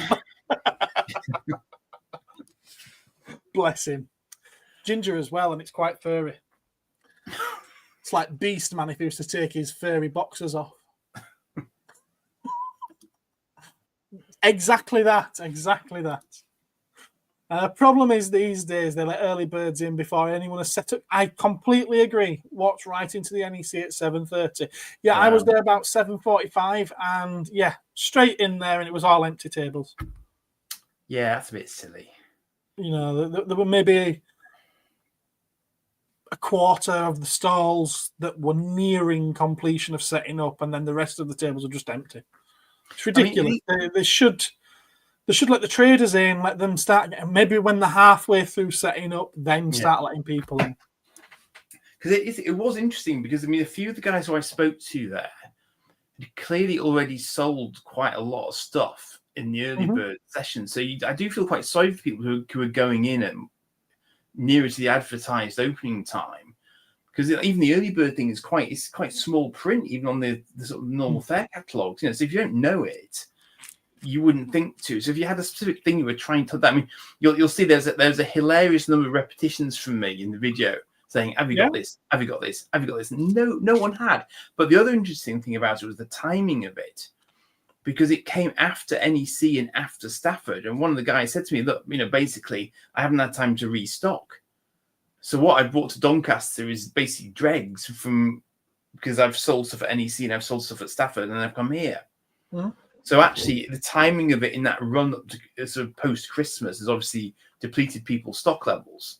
Yes. Essentially, so it's kind of... I don't think it helps either that there had been so many toy fairs in such a short space of time, which a lot of traders would have done them all. And obviously Doncaster, I think that was the last of them all. So, yeah, there would have been running out of stuff. But, yeah, Blackadder there, Richard, he's got a figure by Necker of Pacific Rim's Gypsy Danger. He's asking if you're interested in it. Possibly I might, yes. Because they never seem to be around. Because I've asked you a couple of times, haven't I, Gareth, when I've been in? And, well, you're on Insta, aren't you? Ish. Okay. I think I've got a random Lego ideas. You might have to go through me then, Richard. If you send me a picture of it, I can send it to Andy, and I'll play Piggy in the middle. Is he not on the WhatsApp group? He's not. He should be, but he doesn't do WhatsApp, so he's not in the WhatsApp group. Well, that's just shocking. Yes. All this modern technology, and we still got managed to communicate. It does amuse me. I think everybody knows what a builder's, but he does now. He does now. I've explained it in no uncertain terms, I feel. So they call it a carpenter's crack there. Okay. Let's see that. Yeah. Let's see that.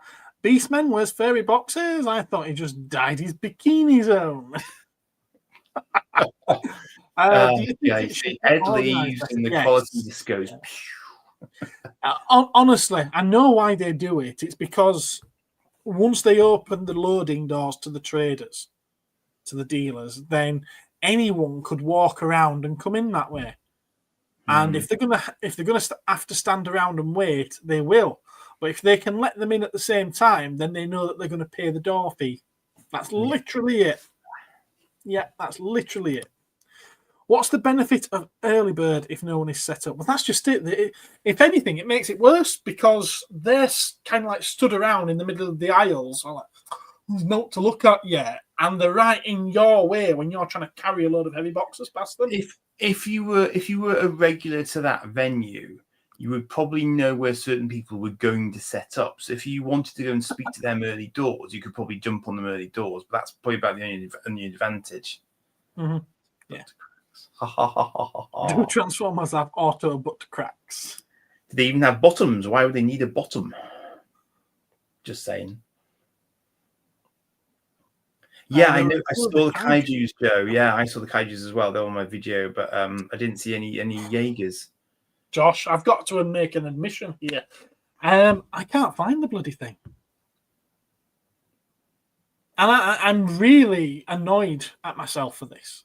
Is it a robot in disguise? I've looked high and low at the shop. Underneath the tree, there's no presents left. And I swear that when I came in, I put the little gift bag with that present in it underneath the tree. And I'm sure that your card, what you gave us, was in the bag. Well, I've opened your card, but I can't find the present. So I don't know where the hell it's gone. So when I'm back at the shop, I need to have another good look just to see where on earth it is. So I am very, very sorry, Josh. I don't know where it is. It's the missing present. Most mysterious. Yeah.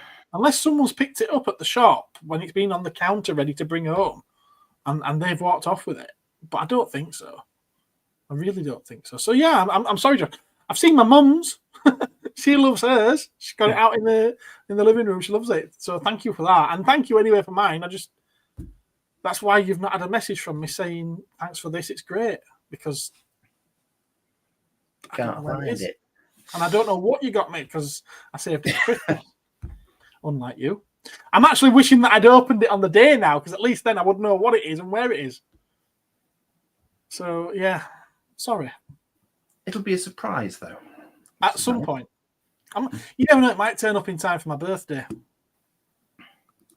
End of March. It's fine. We'll pop into the shop in the new year if we can coincide a visit. That would be best. Yeah, could do that. Could do that. To be fair, I've been meeting friends to help with stalls and just walked in the trader's door unchallenged. There you go. But if I'm not meeting someone with a stall, I pay my way. Good man. Need a cosmic toy fix. Martin's getting the Have you checked the car? You know what, Joe? I never thought of that.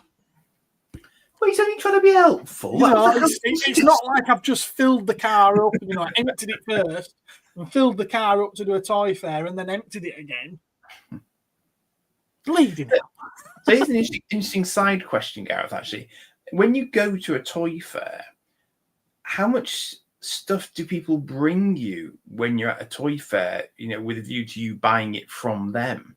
Because some of that was happening, wasn't it, at Doncaster? Yeah, it very rarely happens. It's happened 2 or 3 times for me. Oh, yeah, I'm just curious. Did you ever get even with that person who sticker swapped in the store? I've never seen them again. No, never seen them again. We're getting on to shop talk now, aren't we? But it is hilarious though. When I'm in there, it's like an early warning system. Because I see his mum lock onto somebody, and then I start eyeing them, and Gareth starts eyeing them. It is comedy gold. It really is. We're the least subtle store detectives ever. It's like... Just a little bit. Yeah. They say when you get people who are, well, let's say it as it is, when they look a little bit dodgy, it's just natural that you keep an eye on them, isn't it? It's just normal, is that? It's just a shame that the shop is located in Dewsbury and almost everybody looks a little bit dodgy. I always remember this one guy who came in and sort of said, "Do people actually buy this stuff?" And I'm thinking, why are you here if you have that sort of attitude towards it? Why have you even entered the doorway if it's not your thing? Explain yourself to me. It's like you hear this all the time. Yeah. And then hilariously, both your mum and I were like this, going, "We're just going to watch you on the CCTV for a little while. It's fine. We're just down the bottom stairs watching the camera." Secret here: my mum's vision is terrible. I find it hilarious that she stands there watching the CCTV. When to her, it's literally just a blur. Well, she's probably like an alien. She's sensing the movement. I'm drinking Carver. I'm not a big fan, but my wife won it at the youngest school fair. That was me last night. I'd got a bottle of Prosecco, and I'd only got it because my daughters, they're 13 years old. Obviously, they shouldn't be drinking. I occasionally allow them a little taste, or out of my glass. I think most parents do that. And yesterday, I thought, oh, it's New Year's Eve. I'm going to get a bottle of Prosecco and let them have a small glass of it each, And it was bloody horrible. It was really awful stuff. And they downed this little bottle of glass as though I was taking a shot. Seriously, it went straight down. I'm like, Jesus Christ, they're going to be a pair of alkies, them too. It's and they disappeared. They went into the bedroom and started reading or listening to music or whatever. And then I'm sat there looking at this bottle of Prosecco, and I'm like, I've got to drink the rest of this myself. It's bloody awful, and I've got to drink it all. It was like one of those lay back and think of England moments. But It would be a shame. It would be rude to waste it. Yes. yeah, I did it. I drank it all. And then I had a soju to wash it away. Mum uses the force. Mum's a bodyguard. Yeah, pretty much. She's a security guard. That's what she thinks she is, bless her. And it's funny actually because I do have a very clear memory when I first met her. We didn't sort of put two and two together, and she was properly suspicious of me as well when I first went because she didn't know who I was. So it's like I do. So I get it in retrospect. It's like why is this lady clocking me like this? It's like I'm all right. What makes me laugh though is she complains if she goes anywhere, and the store detective keeps an eye on her. And I'm like, they're only doing what you do. Oh, bless. Yeah, no. Once you've been in the shop 2 or 3 times, she remembers you though, and she'll gladly watch someone else while you're in. Yeah, Dave would be very sus of Andy too. I already know you're a robot in disguise. You're definitely sus. Martin looks that dodgy. It took him 6 years to finally, not be watched. Mum is cool. She is. She's got a moment. Bless her. She never watches, so I can say whatever I like. She certainly wouldn't listen. I think she was probably her most bamboozled when I brought Jake in that time. I don't think she knew quite what to do with him. It was funny. We're not getting. Dave, you bad. It's funny. There is actually at least 1, possibly 2, negative Google reviews that the shop has received, and I'm sure that they are referring to my mum. Oh no. Like one of them is like the shop owner was so rude to us, and I'm like, I was rude? What did I say? And it's like they never answer you when you ask what you've done wrong. They never answer you. No. I'm like, what have I done? I'm like, I bet it was my mum. Should give your mum a Nerf gun. Wow. Took many buys, but your mum is the best. I think she always looks at my bags thinking, what have you brought to the shop now? She does this thing. Effectively what you've just described.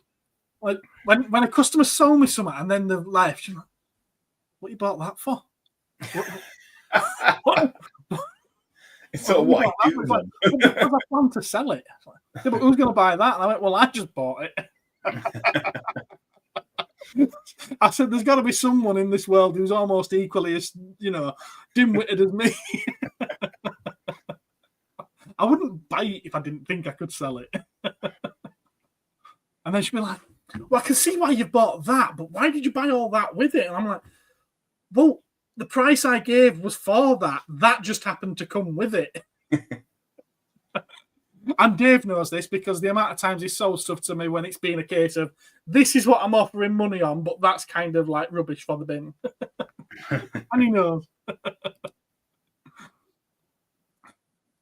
There you are. I have brought some crap to the shop. Some, and I've still got all of it. I keep meaning as well. Dave brought me some of the handhelds.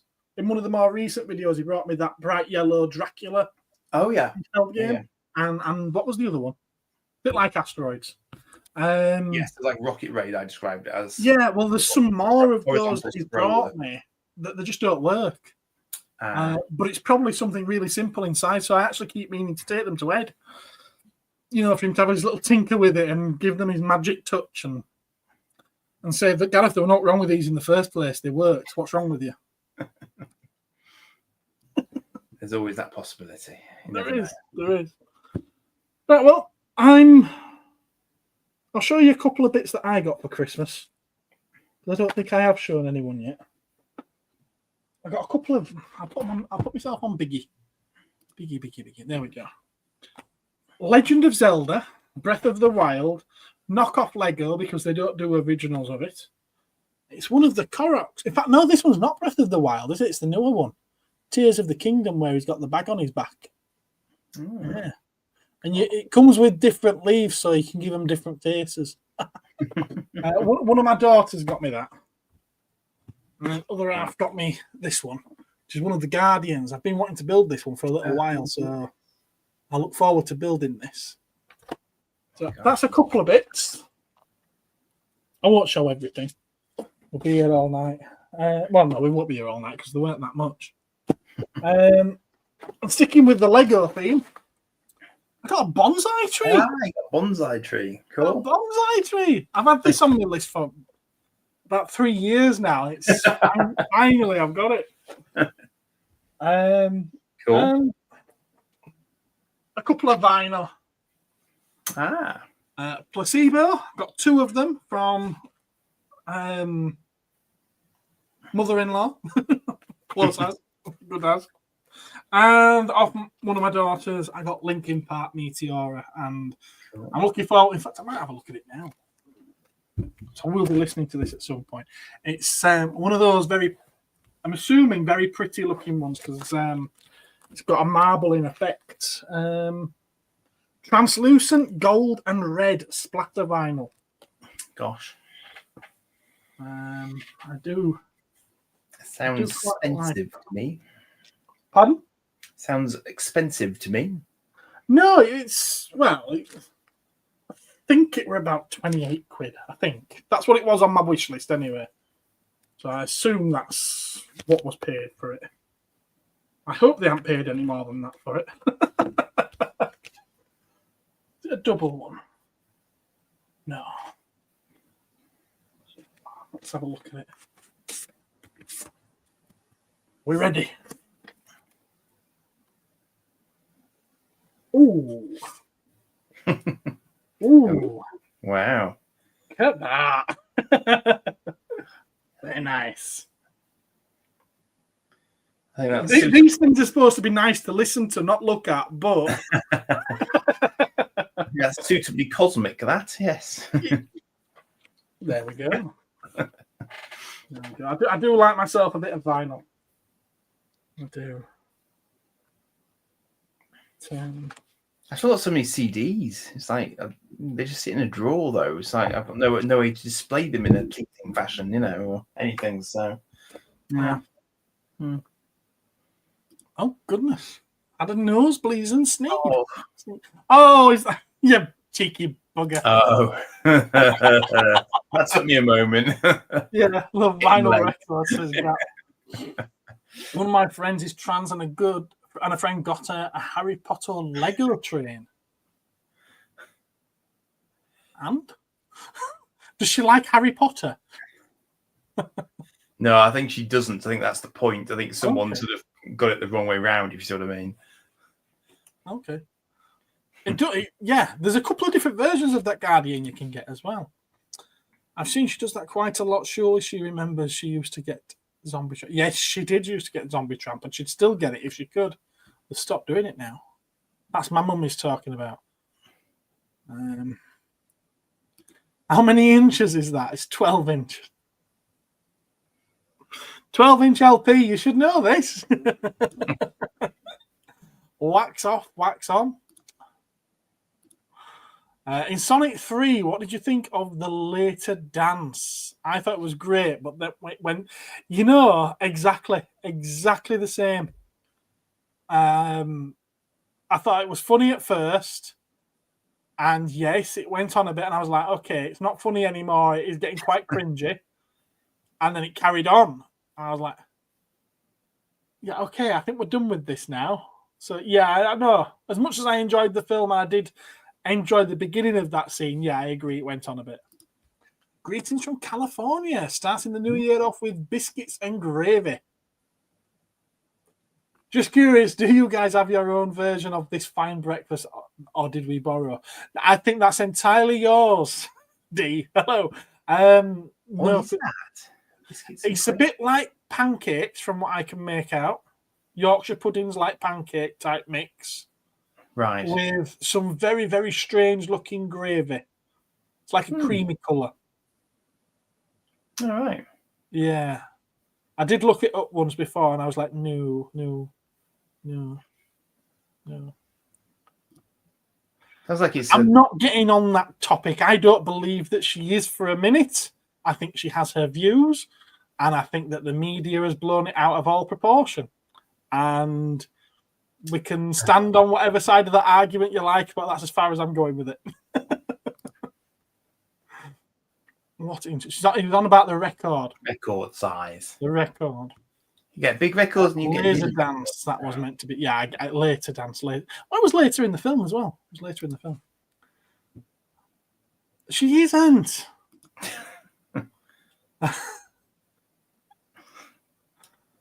Sonic 3 was great fun. Took my daughters on Boxing Day. Oh, you got there before me. Oh, I don't believe she is. Well, you just said she is. I saw it. The dance came out. The day it came out. Yeah. Okay. Yeah. Right. What time are we on? We're on 10. 10. We're at 10. Yeah, I think that's a good 2-hour stint. Yep. On the first day of the new year. Yes, indeed. Oh, we've detoxed you all enough. More similar to scones, I think. Okay. Although I do agree most American gravy looks a bit weird. Fair enough. What have you got coming up this week, Andy?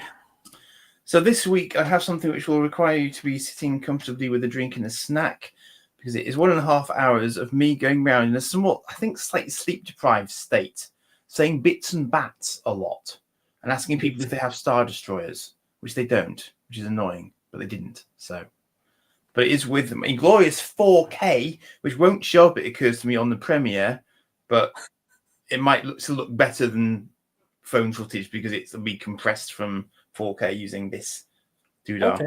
Okay. So I just sort of ran around and saw what this could do. So apologies if it is a bit bouncy. I'm just getting used to this as a concept. It's not really what I bought it for, but I thought I'd just try it out because it's new to me as a concept. So okay.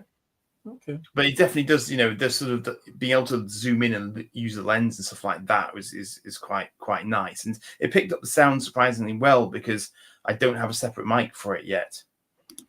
So you pick your time. So just about to go. Yeah. Hello, Rob. You can always play it back afterwards. Play it back. It'll be fine. All the chat will be there. It's fine. I do have a video of Doncaster Toy Fair done. I haven't decided when it's going to go live yet. Cool. I think you and the channel members have got access to it, haven't you? I'm waiting to see. Oh, that's right. I think that's the one I said I probably wouldn't catch in last year, and I haven't. So I'm sure I'm going to see a Star Destroyer in one of either in my own video when we watch it back, or in someone else's video. It's bound to happen. So we'll see. It'd be funny if I do. Oh, actually, have I given you it yet? I think you did. I think you gave us something early. Yes, I have. Yes, it's there. Yeah. Right. There's that much chat in our Cosmic Crusaders WhatsApp group that it's been noisy this evening. Yeah, I think I'm behind actually. It's hard to find specific posts. Joe, you'll have to specify which of the many Star Trek series you mean, and by that time we'll be stopped. I don't think you can sing a theme because it has. Well, there's actually only one that has lyrics. It's been a long road. We're not doing it. Getting from there to here. It's been a long road, but our time is finally here. It's quite worrying that I know the lyrics quite so well. That was wrong. And I will see my dreams come alive at last. I will touch the sky. There you are. You finally got it. You finally had a little bit of singing from me.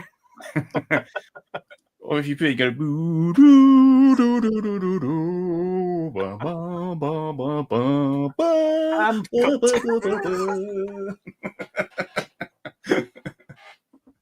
Now we're asking you not to. Fair dues. That's fair enough. Throw some coins at us and we'll be happy and we'll stop singing forever. Oh my God, you're miles behind, Rob. He's gone back to the beginning, bit in the live chat. You can stick around because there's a long way to go for you. Will you be going to see Nosferatu? No. I've seen trailers for it, but it's sort of interesting. But I look forward to seeing it, but probably not a cinema trip. Yeah. We'll see. We'll see. Right, that's it. Good night, everyone. Good night. Good night from me. And it's good night from me. See you all. I was sure we did that right, but anyway. Good night from him, and good night from him, and him, and him, and him, and you, and us.